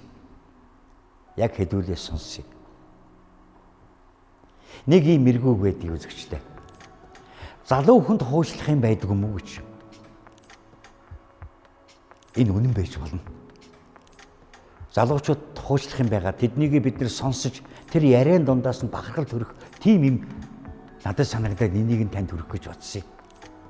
Монголын их үнэмшил гэдэг, Монгол хүн болсны хувь заяа гэдэг авааг дээд тэнгэр дэргэд газрын илгэн дээр Монголдон хайртай байгаа, Монголынхан урлагт хайртай байгаа хүний сэтгэл санааг өнгөх гэдэг яасан гоё юм бэ гэсэн бодлол надад төрлөө. Одоо сайшин та сонсоорой. Танд их бадрангуй сэтгэл төрнө. Хойч үеэр бахарх сэтгэл төрнө. Нэвтрүүлгийг үргэлжлүүлье. Дараагийн нэг юм Монгол Улсын хөдөлмөрийн баатар Намхан Нямбуга гоё хэлсэн байдаг. Түмэн сан хаяныхаа буйнаар би улаан талбай үзлээ гэж. Тийм ээ? Тэ? Хотон дотор мэн хөдөлмөрийн баатар алтан таван шүү байна гэж ярьдаг шүү дээ. Тэрийн шиг энэ ардны нууд хайртай байсан юм уу? Энийг зүгээр өөрийн нэг чухам хөө сэтгэл одоо хүндлэг бишрэл болгоод явсныхаа буйнд тийм ээ? Энэ сэтгэлээр дэлхийн хичнээн дайзан дээр очиж үзүү, хичнээн уран бүтээлч юм уу хүмүүстэй тодорхой хүмүүстэй танилцж үзүү. Энэ л их сонирхолтой юм. За аваад тань тэрг л өдөр мэдчихсэн зүгээр ер нь бас илүүдэхгүй хэрэг болж магадгүй гэж асууж. Тийм хамгийн гоё азтай зүйл нь бол би ягаад ч амар маш их юм эх оронч одоо гэхдээ эх оронч гэхээр би энэ уртын дуу дуулах болгондоо л ингээд уртын дуу ийм гоё, манай орон ийм гоё, миний ээж ийм сайхан, миний аав ийм сайхан гэж ингэж одоо биширдэг. За тэр зүйлийг одоо дуугаараа илэрхийлэхийг илүү их одоо хүсдэг. Тийм болохоор одоо нэг гоё азтай зүйл байдаг. Үндэсний дуу хөгжгийн төмийг чуулгад 2007-оос 2012 онд уртын дуучнаар ажиллаж байсан. За тэгээд тэр тоглолтод дуулдаг байхад өнөөгийн ертөнцийг одоо үндэслэгч Jack Rutherford гай одоо Монголын их хаттын нууц товчоо хэмээх 2 том бүтээлийг дэлхийн 40 орнд одоо орчуулж хэвлсэн энэ алдартай сайхан хүн төмөн их чуулгад ирж тоглолт үздэг байсан байлээ. За тэгээд энэ хүнтэй одоо уулзах аз завшаанд таарч манай Шуранхан хамтлаг эвлсэн сүү хэмээх сайхан тоглолтыг одоо тоглож тайзны бүтээл олгож исэн. Тэгэхээр энэ их хаттын нууц товчоо гэдэг бүтээлийг одоо анх одоо бичиж байхдаа тэр Жак Веттерфорд өөр антропологч хүн учраас Монгол улсад одоо энэ хаттын болоод ер нь энэ Монгол эмэгтэй хүмүүсийн одоо тэр их хаттын үргэлжлэл байна уу? Тэднэрт байсан зан үйл одоо ямар нэгэн зүйлүүд байна уу гэдгийг соёлын энэ өв тээгчдэд байна уу гэдгийг одоо ажиглахын тулд 3 сар орчим Монголд зуныхаа амралтаар зохиолоо бичингээ өдөр алга надтай уулздаг байсан. За тэгээд намайг одоо өөрийнхөө бага насны амьдралаас ярилцаач. За ер нь ингээд чи ямар хүүхэд вэ гэд өдөр болгон уртын дуу дуулж өгөөд би гэрт нь очиод би чинь тэгээд жоохон хүүхэд юм чи. Ер нь бол тэдний одоо идэж уух юм тэр гэр орных нь гоё тэр гоё зүйлүүдийн харангаа ингээд тэгээд англи хэлээ сайжруулах гэж одоо өдөр болгон очдөг байсан. Тэгээд ярьж байхад одоо яриад дараад би бүтээлийн уншиж байхад бол резонанс судалгаа гэдгийг бол ерөөсөө бидний бие авч яваа байдал, бидний байгаа байдал гэдэг бол гадныханд үргэлж одоо юу байд юм байна. Сонин содон байд юм байна. Тэр болгоныг ингээд Монгол эмэгтэй хүмүүс хаттууд бол ерөөсөө аж ахуй байдлаасаа маш их бэлтгэгддэг байсан. За энэ ачаалал 4 цагийн одоо хүнд агаар нөхцөл нь өөрөө энэ одоо ухаан уламжлал нь дандаа ингэж сургадаг байсан. Энийгээ дуулахдаа монгол эмэгтэйчүүд ингэж дуулдаг, ингэж юу яадаг байсан гэж одоо бичиж миний олон улсын том сургууль төслүүдэд маш их одоо тодорхойлолтуудыг бичиж өгч үнэхээр их дэмжижсэн. За тэгээд нөгөө Луитны болон аватарын шалгаруулалтанд хамгийн анх ардын жүжигч нэргүүгчтэй уг нь уулзсан байлээ. Тэгээд нэргүүгч маань Энигмаг анх одоо Монголд Энигмагийн урсгалд дуулсан учраас гээд Энигмад дуулсан учраас гээд нэргүүгчийг зорж ирээд тэгээд тэр хоёр маань бас нэг сайн ойлголцоо хүн байлгүй. Тэгээд намайг одоо сонгож авч дуулуулж исэн. Тэгээд тэр бас Жак Веттерфордгод бас нэлийн одоо юу их боломж гаргаад Жак Веттерфордгоо бүр дахиж нөгөө маш их одоо баярлаад $8,000 ивент тэтгэлэг өгчээсэн. За тэргээрээ би Монгол ардын айз муртын дуунуудыг одоо орчин цагийн хөгжмийн урсгалд төвшин сайхан ах дээр дуртан сайхан дууг одоо бүтээл болгож хадгалж үлдээсэн. За $1,500 нь болохоор англи хэлний сургалтанд сурж одоо хэлнийхэн боловсролыг сайжруулж исэн. Би яагаад энийг мэдэж байгаа магадгүй зүгээр номын гэдэг бид нар хуучин биенээс танил л да. Номынтойгоо уулзъя гэж зүгээрхэн бодсон юм бэ гэхээр өнгөрсөн жил Монгол улсын ерөнхий дэвшийн зарилгаар Waterfall гэдэг эрхэм хүнд Монгол улсын Чингис хааны шагналыг авсан. Би тэгээд Чингис хааны шагнал авахд нь би биштэй очиж гарын үсгийн зурж барааг нь харахын гэж хөдөө ирж ирсэн л да. Бараг уйлж ирсэн. Би 2 батнаад байдаг Монгол Ардын нууцлогч Чингис хаан хоёр байдаг. Ямар гайхамшигтай юм бэ? Монголын тэр ямар ухаантай би энэ Монголын түүхийг бидэнд тавиад өгсөн гэж. Би барааг нь харахад болоо фото зураг авах болох юм бол энэ насны буюу. Тэгээ номын би тийм хүнтэй хамтарч ажиллаж байна гэдэг нь бахархмаа. Нэр гайхамшиг шүү, тийм ээ. Тэр хүмүүс өөрийн чинь тохооны гоё юм ирсэн байсан. Тэрийг үл яг манай бид нэвтрүүлэгтээ оруулъя гэх хөө, тийм ээ. Монголын соёлын амьд эрдэнэ. Уртын дууч Баттулгын номын эрдэнэ бол Монгол дугай гайхалтай уран бүтээлчдийн нэг юм. Би тэрнтэй Монголын түүхэн хаттыг алдаршуулсан урлагийн тоглолтод анх хамтран ажилласнаас хойш мэддэг болоод 10 гаруй жил өнгөрч байна л да. Номын эрдэнэ тухайн үед нийслэлээс бараг 2 өдөр явж хүрдэг Баян хонгор аймагт өссөн тал нутгийн жинхэнэ монгол охин. Сүүлийн жилүүдэд хэдийгээр засмал замаар Баян хонгор аймаг улсын нийслэлтэй холбогдсон ч бүтэн өдөр машинаар явж хүрч байгаа. Тэнд л номын эрдэнэ Монгол уртын дууг дуулж сурсан. Би уран бүтээлч биш судлаач хүн учраас уртын дуу хэрхэн үүссэн болон дууны техникийн тухай тодорхой тайлбар хэлж чадахгүй ч хөөмийн урлагийн хамт Монголын соёлын өвийн хосгүй хэсгийг бүрдүүлдэг гэдгийг маш сайн ойлгож байна. Уртын дууны уянгалсан урт тэгшиг нь задгай тэгш тал хээр нутгийг илэрхийлдэг бөгөөд тухайн газар нутгийн гадаргай онцлог тохируулан хэм маяг нь өөр байдгаа гэдэг. Уртын дууг ихэвчлэн гоцлол дууны хэлбэр буюу ганцаар дуулдагч хатагтай номын эрдэнийн тоглолтыг анх үзэхэд надад хамгийн их сэтгэл төрүүлсэн зүйл бол тэр өөр хоёр эмэгтэй дуучны хамт гурвалсан хамтлаг байгуулан дуулсан явдал. Зарим уламжлал судлаачид энэ үйл явдлыг зөвшөөрөөгүй ч гурван хоол нэгэн адилаар биш харин хамтдаа дуулахдаа бие даасан шинж чанараа хадгалж өөрийн гайхам мөнгөөр хоршин дуугарч байсан нь маш хүчтэй сэтгэл төрүүлж байлаа. Энэ бол үгээр илэрхийлэмгүй гайхалтай туршилт байсан юм. Эрдэнэ язгуур урлагт амьдралын шинэ өнгө хэлбэрийг оруулж ирсэн гэдэгт би итгэдэг.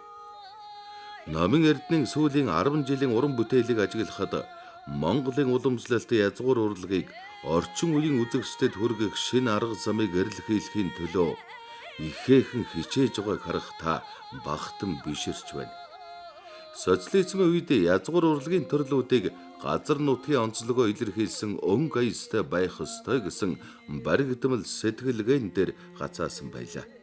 Хувцлалт, дуу хөгжим, урлагийн хэлбэр, зан заншил зэргийг угсаатны бүлэг, газар зүйн бүс болгонд шинжлэх ухааны үндэслэлтэй гэж ангилсан. Ингэснээр эдгээрн цаг хугацааны явцад музейн үзмэр болон хувирсан байсан л та.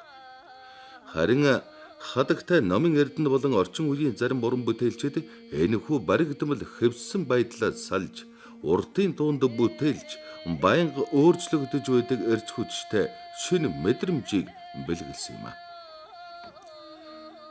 Хатагтай номын эрдэнэ болон орчин үеийн зарим уран бүтээлчид уртын дуунд болон холбогдох урлагийн төрлүүдэд бүтээлчээр хандаж түүнд шинэ амьдрал, уур амьсгал, эрч хүч оруулж хэвшмэл байдлаас нь гаргасан. Номын эрдэнийн уртын дууны үзүүлбэрүүд болон түүний богино дуунууд орчин үеийн тайзан дээр К-pop, хип-хоп эсвэл өнөөгийн хөгжмийн мод болж байгаа ямар ч урсгалтай мөр зэрэгцэж магадгүй эсрэг зогсдог нь хэвшмэл байдлаас гарч сонин содон дүр төрхийг бий болгож язгуур урлаг биш ч юм уу хэмээн бодогдуулдаг байх л та. Хатагтай номын Монгол улстай маш их алдартай.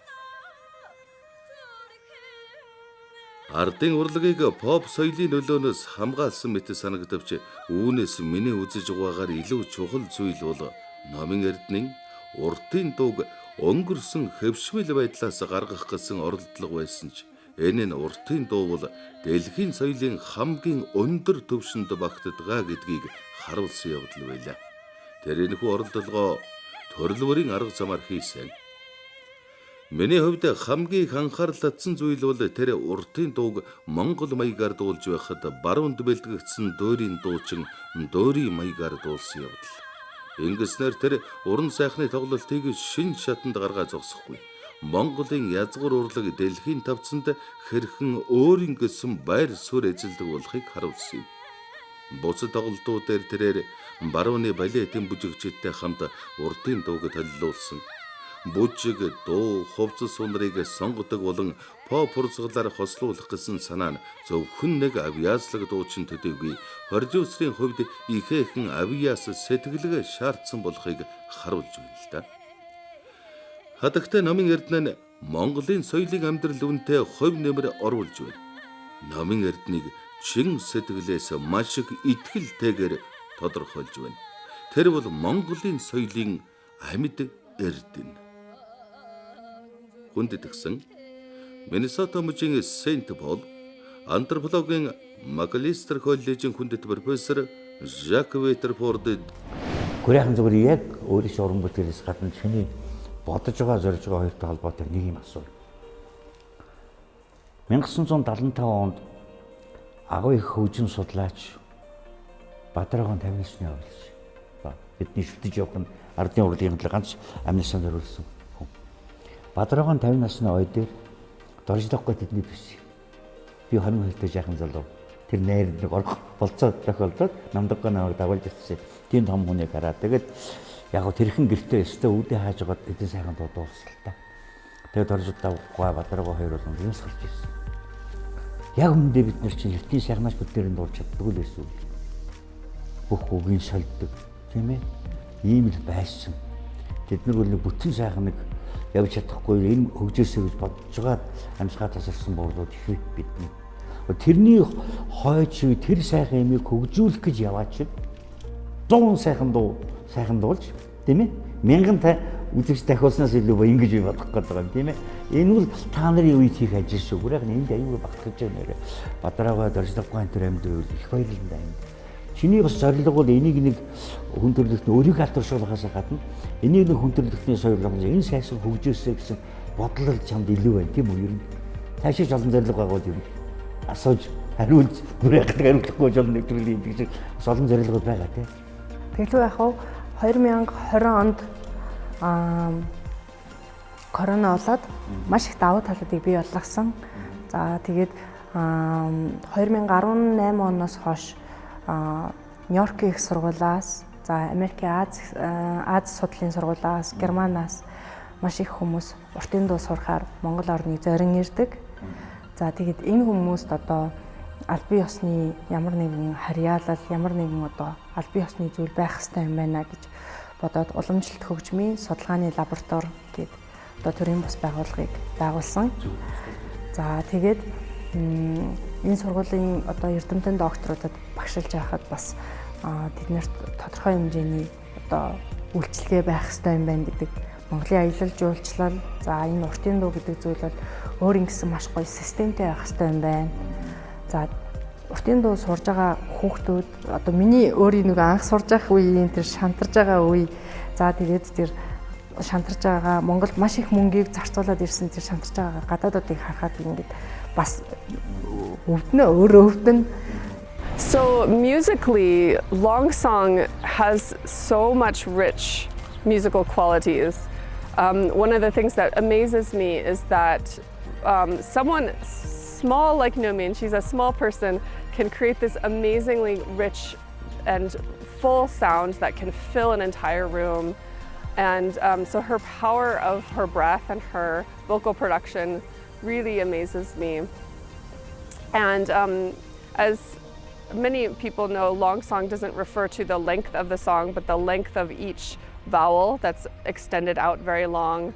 And the way that she's able to use her breath to sing for such a long time on each of these vowels and each of these phrases is quite amazing. Other musical qualities of Ortin do include the relationship with the merhor. If there is ever an accompanist, sometimes it's on the horsehead fiddle, the merhor, or it could be on the lim, the transverse flute. And the partnership between the singer and the instrumentalist is so musically fascinating to me, because sometimes the singer will go ahead a little bit and the instrument has to catch up to the singer, or sometimes the instrument will add some extra things that the singer doesn't, or the singer adds something that the instrument doesn't. So even though they're playing the same melody, there's this kind of give and take and this kind of chasing each other that happens because there is no regular beat in Ortindo. It's a free rhythm. And so the way that they work it out is that one's kind of going and the other one has to follow along and to keep up with that other person. And I find that musically extremely fascinating. One thing that I notice here in Mongolia is that young people listen to pop music and older people listen to jaflan. And of course these musics are amazing. If you go to the United States and Europe, the most common Mongolian music now is of course Hulhamtlik. So that's the music that's going global. And so far it's interesting that Homi, Merhor, maybe Tofshur have gone global, but Ortindo is not yet as popular in the world. And I think that's a shame. I think there's so much to appreciate in Ortindo. And if you have the ability to provide people the lyrics. They know what the singer is singing about. They will also really appreciate Ortinto. And in my opinion, I think the long song Ortinto does not need anything other than one singer, one instrument. It can be so rich and so beautiful without having a whole hamtluk, or you don't need a whole orchestra, just two people, and such beautiful, beautiful music. So that Ortinto can have a chance to go global. If there's anything I can do to help, I will help. But I also think someone like Nomin has a chance to bring this music to the world. So I think it's extremely important that the Mongolian government can do whatever it can to protect Longsong, especially to offer higher salaries for government employees and to put resources toward the study of Ortinto in the university settings, or any other ways that will support artists to continue having a career out of music. Right now, I know it's quite difficult for people to make money as a singer in Mongolia, and so there needs to be something to fill in the gap to help artists to continue doing their art. Yeah, and I think Ortinto, even though it doesn't have necessarily always strong audiences to come for concerts to buy tickets the way that maybe Jaflan has the audience, or Hort Hamtluk, or Haranga, or Hu Hamtluk, that this is an art that is so special. I consider Ortinto kind of like Mongolia's classical music. So in Europe we have Mozart, Beethoven.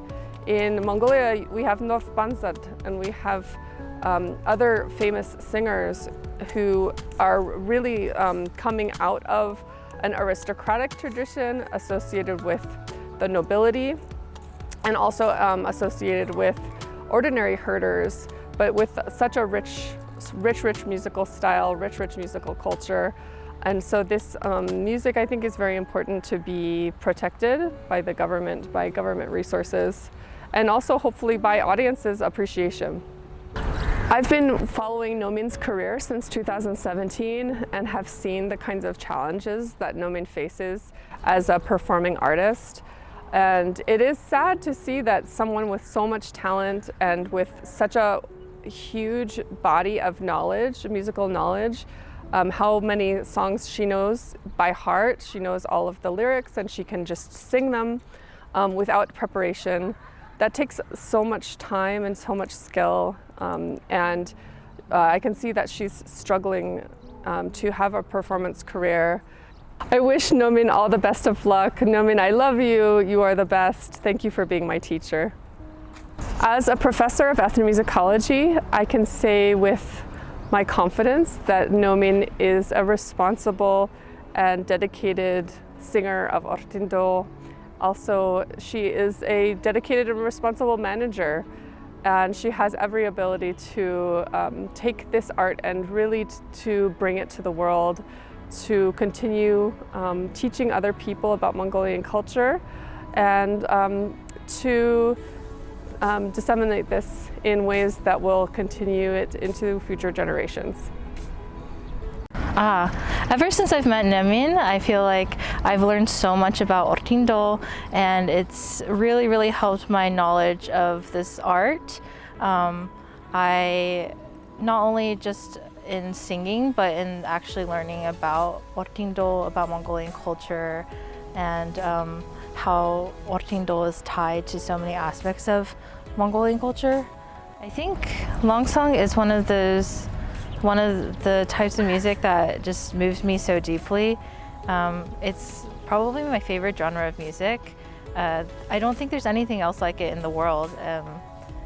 I have never heard anything else like it in any other country, and so when I hear Longsong, it just really, it's such a visceral reaction that I have when I hear it.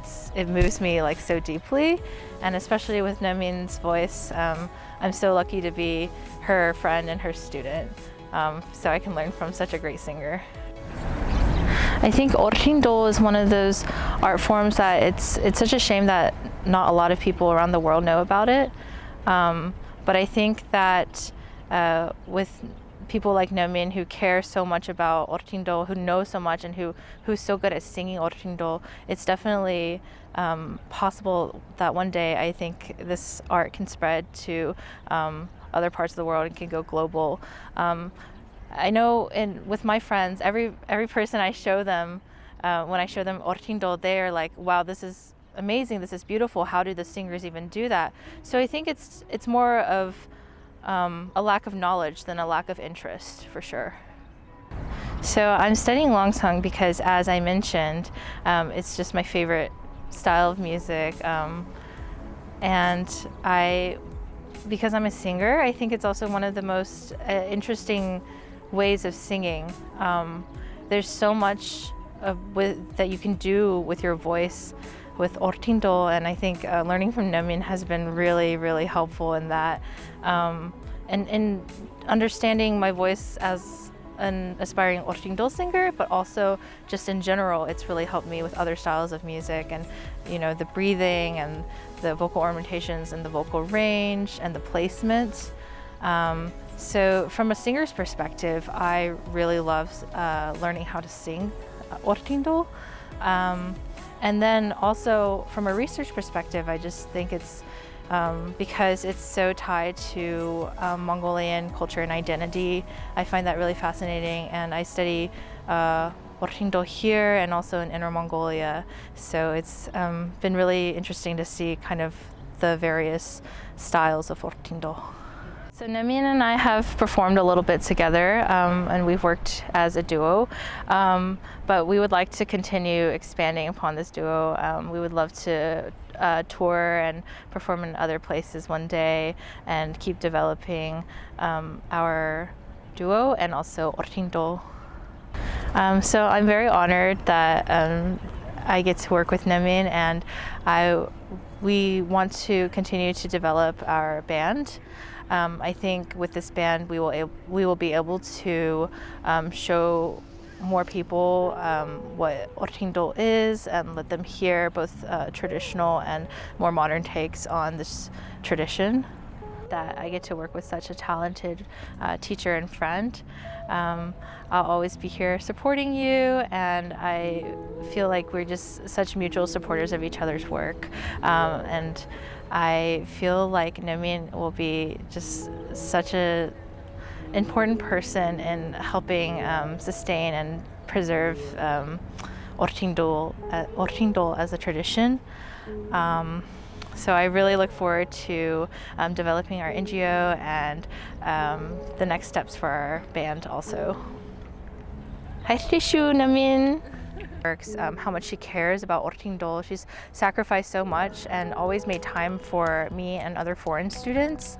And so I truly, truly believe that she is going to have a really successful future and be a great person to pass on Ortindol and show the world Ortindol. Hartishu Nomin. Ortindog заах өөрийн арга барилтай болсон байна. Дэлгэр өгчөөсөө өвлүүлж авснаас гадна ялангуяа гадаадын сонирхогчд нарт зориулж Ortindog заах тийм ээ. Гадаад хэлээр ялангуяа англи хэлээр дамжуулж тэр гадны өөр соёлоор өсч бодсон тийм ээ. Амлуулсан тэр хүмүүст монгол соёлоо өвлүүлэхэд бол их амжилт гаргаж байгаа юм байна гэж би бол ингэж ойлгодог. Өнөөдөр ч гэсэн Герман, Америкийн хоёрч хүн сурж байгаа байсан. Би тэр эрдэмтдийн бол ерөнхийдөө бол мэднэ тийм. Би Nomin гэдгийн сайхан уран бүтээлч бүсгүйг хичнээн дуу хийсэн, хичнээн тоглолт хийсэн, хичнээн сомог гаргасан гэдэг тухай ярилцсан байсан бол нэвтрүүлгээ ингэж та бүхэн тандахгүй л дээ. Энийн цаана нэг л гайхамшигтай надад санагдаад байгаа. Нэг л гоё мэдрэмж надад өрөөд байгаа. Үзэгчтэйг үнэ хэлье. 1975 онд Авыг соёнгийн хөлөгч, Авыг дорны судлаач, Ардын их урлаг судлаач Жамсин Бадраган 50 насны болж би 22 настай оюутан Авыг дорждаггүйтэй хамт дуулж яхахыг харж самсаа бархирсуулаа. Тэгэхэд тэр хүмүүс уртын дууны тухай, Монголын уртын дууны маргаашийн тухай, өөрийнх нь түүхнийг өөрөө нэг өөрснөө дуулдаг, ярьдаг болох тухай ярьж байсан юм. Тэр бахархлыг л бидэнд ойртуулад байна л да. Намын тавхан дахиад сонсон. 17 настайгаас эхлээд анх уртын дуулж сурж байхдаа манай ээж цалингийн зээл аваад миний хамгийн анхны цомгийг бичүүлж исэн. Тэгээ бид 5 жилийн циклтэйгээр нийтдээ 17 цомог гаргаад 400 орчим дууг баримтжуулж бичүүлсэн байдаг. За тэгэнгүүт энд ямар одоо ялгаа байна гэхээр ерөөсөө анх сурахад би ямар их хийсэн, 5 жилийн дараа би яаж дээшилсэн, дараагийн 5 жилийн дараа яаж дээшилсэн, би нэг хүүхэд гаргахад надад ямар өөрчлөлт байна, 2 хүүхэд гаргахад ямар өөрчлөлт байна. За тэгээд одоо өөрийнхөө энэ ухамсарт амьдралыг би ер нь хүн хэд насалж ийн 5 жилийн хугацаанд, 1 жилийн хугацаанд уртын дууд болж байхад хүний хоолойнд ямар одоо өөрчлөлт байна гэдгийг дараагийнхаа үед одоо бэлдэж үлдээхээр одоо үргэлж одоо юм цомог баримтжуулж үлдээдэг. Яагаад гэхээр манайх 1941 онд зөвлөлтийн засгийн газрын одоо ардын урлагийн их наадамд төрүүлээд тэдний одоо шагналаар анхны цомгоо бичүүлж исэн. За тэр үед бол нөгөө алдартай том дуучид маш их гогшорсон. Тэгээд нэлийн одоо тэр эд дуулж исэн гоё бичлэгүүд байхгүй. За Норвегийн гоё бичлэгүүд Японд бас 60 гарцсан үе их байдаг. Тэгэхээр нөгөө анх сурж байгаа, дунд сурж байгаа хүмүүс ямар одоо хаанаа очиод зогсдгоо тэнд одоо багш одоо манай дэлгэр багш шиг хүн бол за чи нэг юм байна, дахиад нэг юм болно гэж хэлдэг учраас тэр хүмүүс өөрсдөө одоо би ийм байгаа, надад дахиад хөдөлмөрлөл би дахиад энэ шиг болж болох юм байна гэдэг ийм тэмүүлэл агаасаа гэдэг одоо үүднээс энэ одоо яг судалгаатай энэ баримтжуулах юм одоо төслийг эхлүүлж ажилласан байгаа. За тэгээд тэр гадаад хүмүүс одоо яг миний 17 настай анхны цомог шиг миний анхны шав Катя Брихман гэдэг одоо герман шав маань саруул тал гэдэг цомгийн ихийг бэлдсэн. Намайг Катя гэдэг. Би германаас ирсэн. Би Улаанбаатарт сурсан байна. Одоо Монголд 2 жил амьдарч байгаа.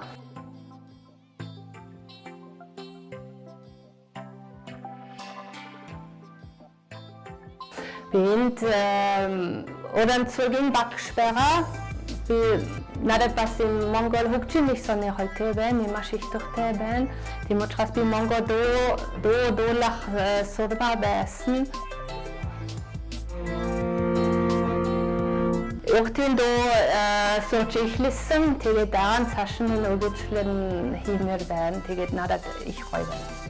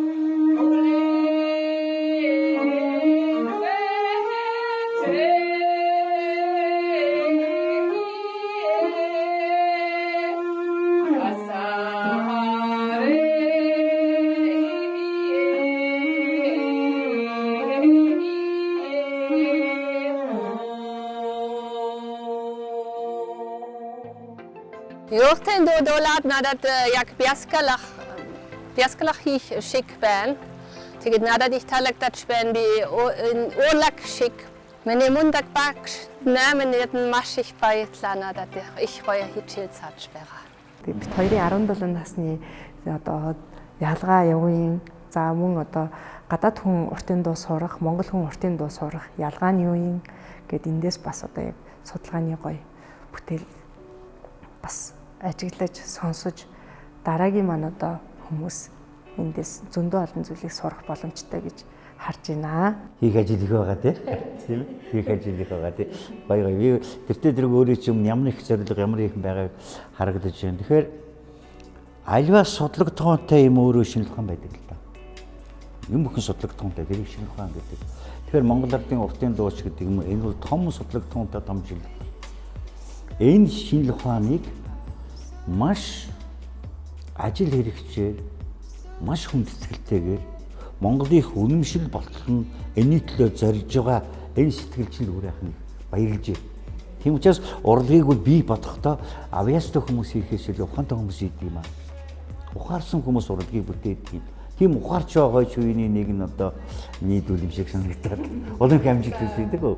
Ингээд сайхан дооны дээр. Одоо би яг нэг хэлэхэд дээ шүү дээ. Одоо өөрөө баг миний охин шүү хүн. Тэ?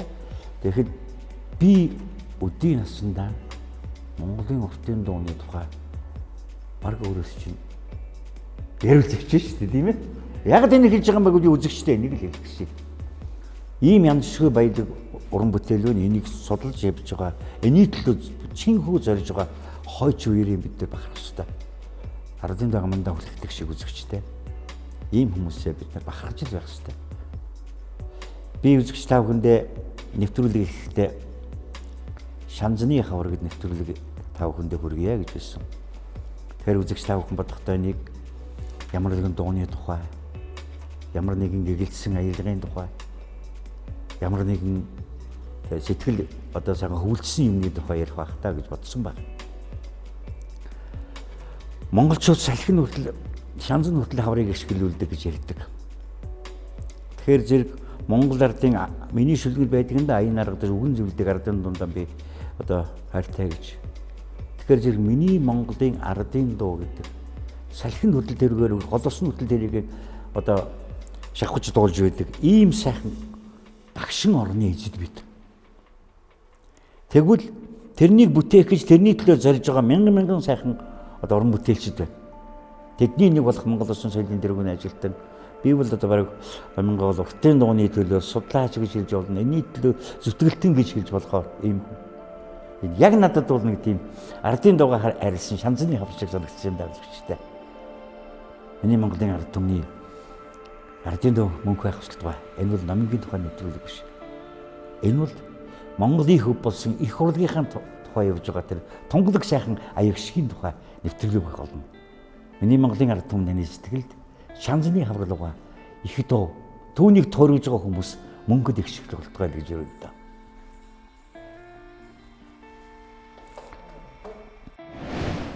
За хамгийн гол нь уртын дууг яг байгаа байдлаар нь одоо мужийн үзмэр маягаар нь бол ингэж үзүүлэхийг бол зорьсонгүй. Ямар нэгэн байдлаар одоо хэлсэн тийм ээ одоо pop маягийн одоо найруулга тийм ээ одоо химнэл за техникийн одоо дуугаралт тэр зүйлээр баяжуулах за уламжлалт хөгжмийн жимсгүүдийг бас нэлээд баяжуулсан шинчилсэн байдлаар хослуулах тийм ээ за бүжигтэй дуутай одоо хослуулах гэх мэтчлэн одоо шунхан хамтлагийн тэр шинжилүүд бол үнэхээр тухайн үедээ бол цочроосон байх гэж бол би боддог. Өнөөдөр ч гэсэн эргээд бичлэгүүдийг харахад бол бас үнэхээр сонирхол татгаар ийм зүйлс бол олон байдаг тийм. За уртын дууг бол яг залуучуудад хүргэхийн тулд ер нь орчин үеийн урлаг гэж бид нар ярьдаг тийм ээ. Одоо pop rock хөгжим ярьдаг. Энэ дээр нэг гол зүйл бол тийм одоо Фред гэдэг нөгөө Австрийн мундаг эрдэмтний нэг санаа байдаг шүү дээ. Нэг одоо либидо гэж тийм ээ. Тэр нь ямар утгатай вэ гэхээр нөгөө одоо хүний тэр юу гэмдэ үржилийн гэдэг юм уу дур тачаал гэдэг юм уу тэрийг нэлээд тодтох хандлага байдаг тийм ээ. Ялангуяа нийтийн урлаг, барууны урлаг бол тэр одоо нүцгэлэх тийм ээ. Одоо хүний тэр инстинкт одоо байдлыг илүүтэй тодотгох тийм ээ уриалан дуудах ийм хандлага байдаг тий. Тэгэхээр энэ өнгө аяс руу бол бас уртын дөг оруулах гэж ингэж бол зорьсон. Тийм гэхдээ хүмүүс бол тийм таатай бол хүлээж аваагүй байх гэж бодож байна. Энэ тухай бичээд одоо нэг шүүмж бичиж өгөөч гэж бол олон жил гуйсан. Тэгтэл зориглж ягаад чинь чадаагүй. Гэхдээ тэнд бол ягаад болохгүй вэ гэсэн бол ийм надад бол бодол байгаа төрсөн.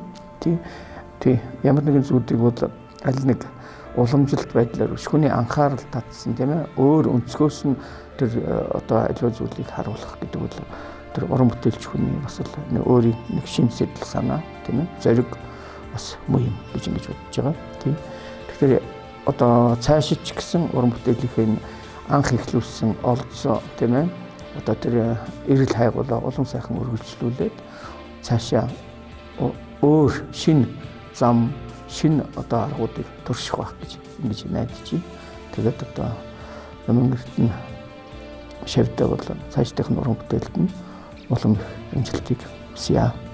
За тэгээд Монголынхан энэ сайхан агуу урлагийг төвхт урлагийг те одоо үдий цагт өвдөсөө үлөөд өөрөө ингэж судлаад хойч үедээ бүр тэрийг ганцхан Монгол орн биш дэлхийн нийтээр одоо том урлагийн судалгыг олгоод ингээд төвийн дэлгэрүүлэх энэ ажилдаа өндөр амжилт гаргаж Монголын тэр урлагийнхаа үнэлүүлдэг, дүгнүүлдэг, амжилт бүтээлийн үнэлдэг, төр засагтаа үнэлэгдсэн сайхан одоо гавьяатаа сайхан дуучин, алдартай сайхан дуучин болоорой, агуу сайхан судлаач болоорой. Монголын өв соёлыг дэлхийн одоо давцанд таниулах, судлуулах тэр агуу үйлийг улам хэрчмтэй сайхан хийж Монголынхон морин хуур, уртын дууны энэ агуу соёлыг одоо төвийн дэлгэрүүлэх үүсэлд их амжилт хүсье өрөө. За тэгээ уртын дуу морин хуур хоёроо сонссон байхад Монгол хүн амгтаа сайхан явандаа үлсэн дэлгэрч яваа гэж өрөөё. Миний танд үзүүлж байгаа энэ бодрол эргэцүүл нэвтрүүлэг бол ямар нэгэн авьяастай хүний авьяасыг магтан дуулсан нэвтрүүлэг биш үзэгчтэй. Ямар нэгэн хүний урын санг тань толиулсан ч нэвтрүүлэг биш. Гэхдээ надад нэг тийм Монгол омгшил сайн сайхан санагдаад байна.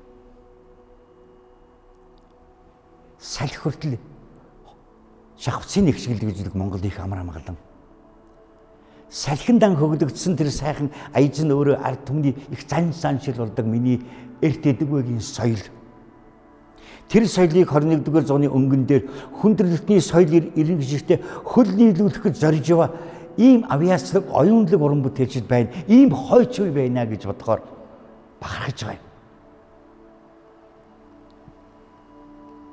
Өөрийнхөө охин шиг хүний ярихыг сонсоод их урт түүхийг үнэт түүхийг бодоод хичээл заалгаж байгаа юм шиг чимээгүй сундж байгаа өвгөд бид ичгч юм алгалдаа. Харин бахархмаар байна. Цагийн уртад гიშгэлсэн их аялгауг мөнхөд хөглөж байх шанзны хаврлууга тийм сайхан бүхэн бодрлыг би Монгол Улсын соёлын дэргэний ажилтан намтай уулзахдаа олж харлаа. Цаг хугацаа мөнхөд гიშгэх болдгоо. Хойч юу нь ямар сайхан юм дээ гэсэн бодол. Түүнийг хөгжүүлэх гэд түүнийг хүндрэлтний үнэмшил болгох гэж байгаа залуу юм ямар ухаадаг юм бэ гэсэн бодол. Ардын дом маань ямар их урт настай юм бэ гэсэн бодол төрлөө. Сэлхэн дууны их шиг цэнгэр байдаг шиг шанзны цэнгэр аялгау таны сэтгэл төвлөгдөх болтугай. Тийм Монголын минь урлаг их өв соёл маань Монголд дэлгэрэх болтугай.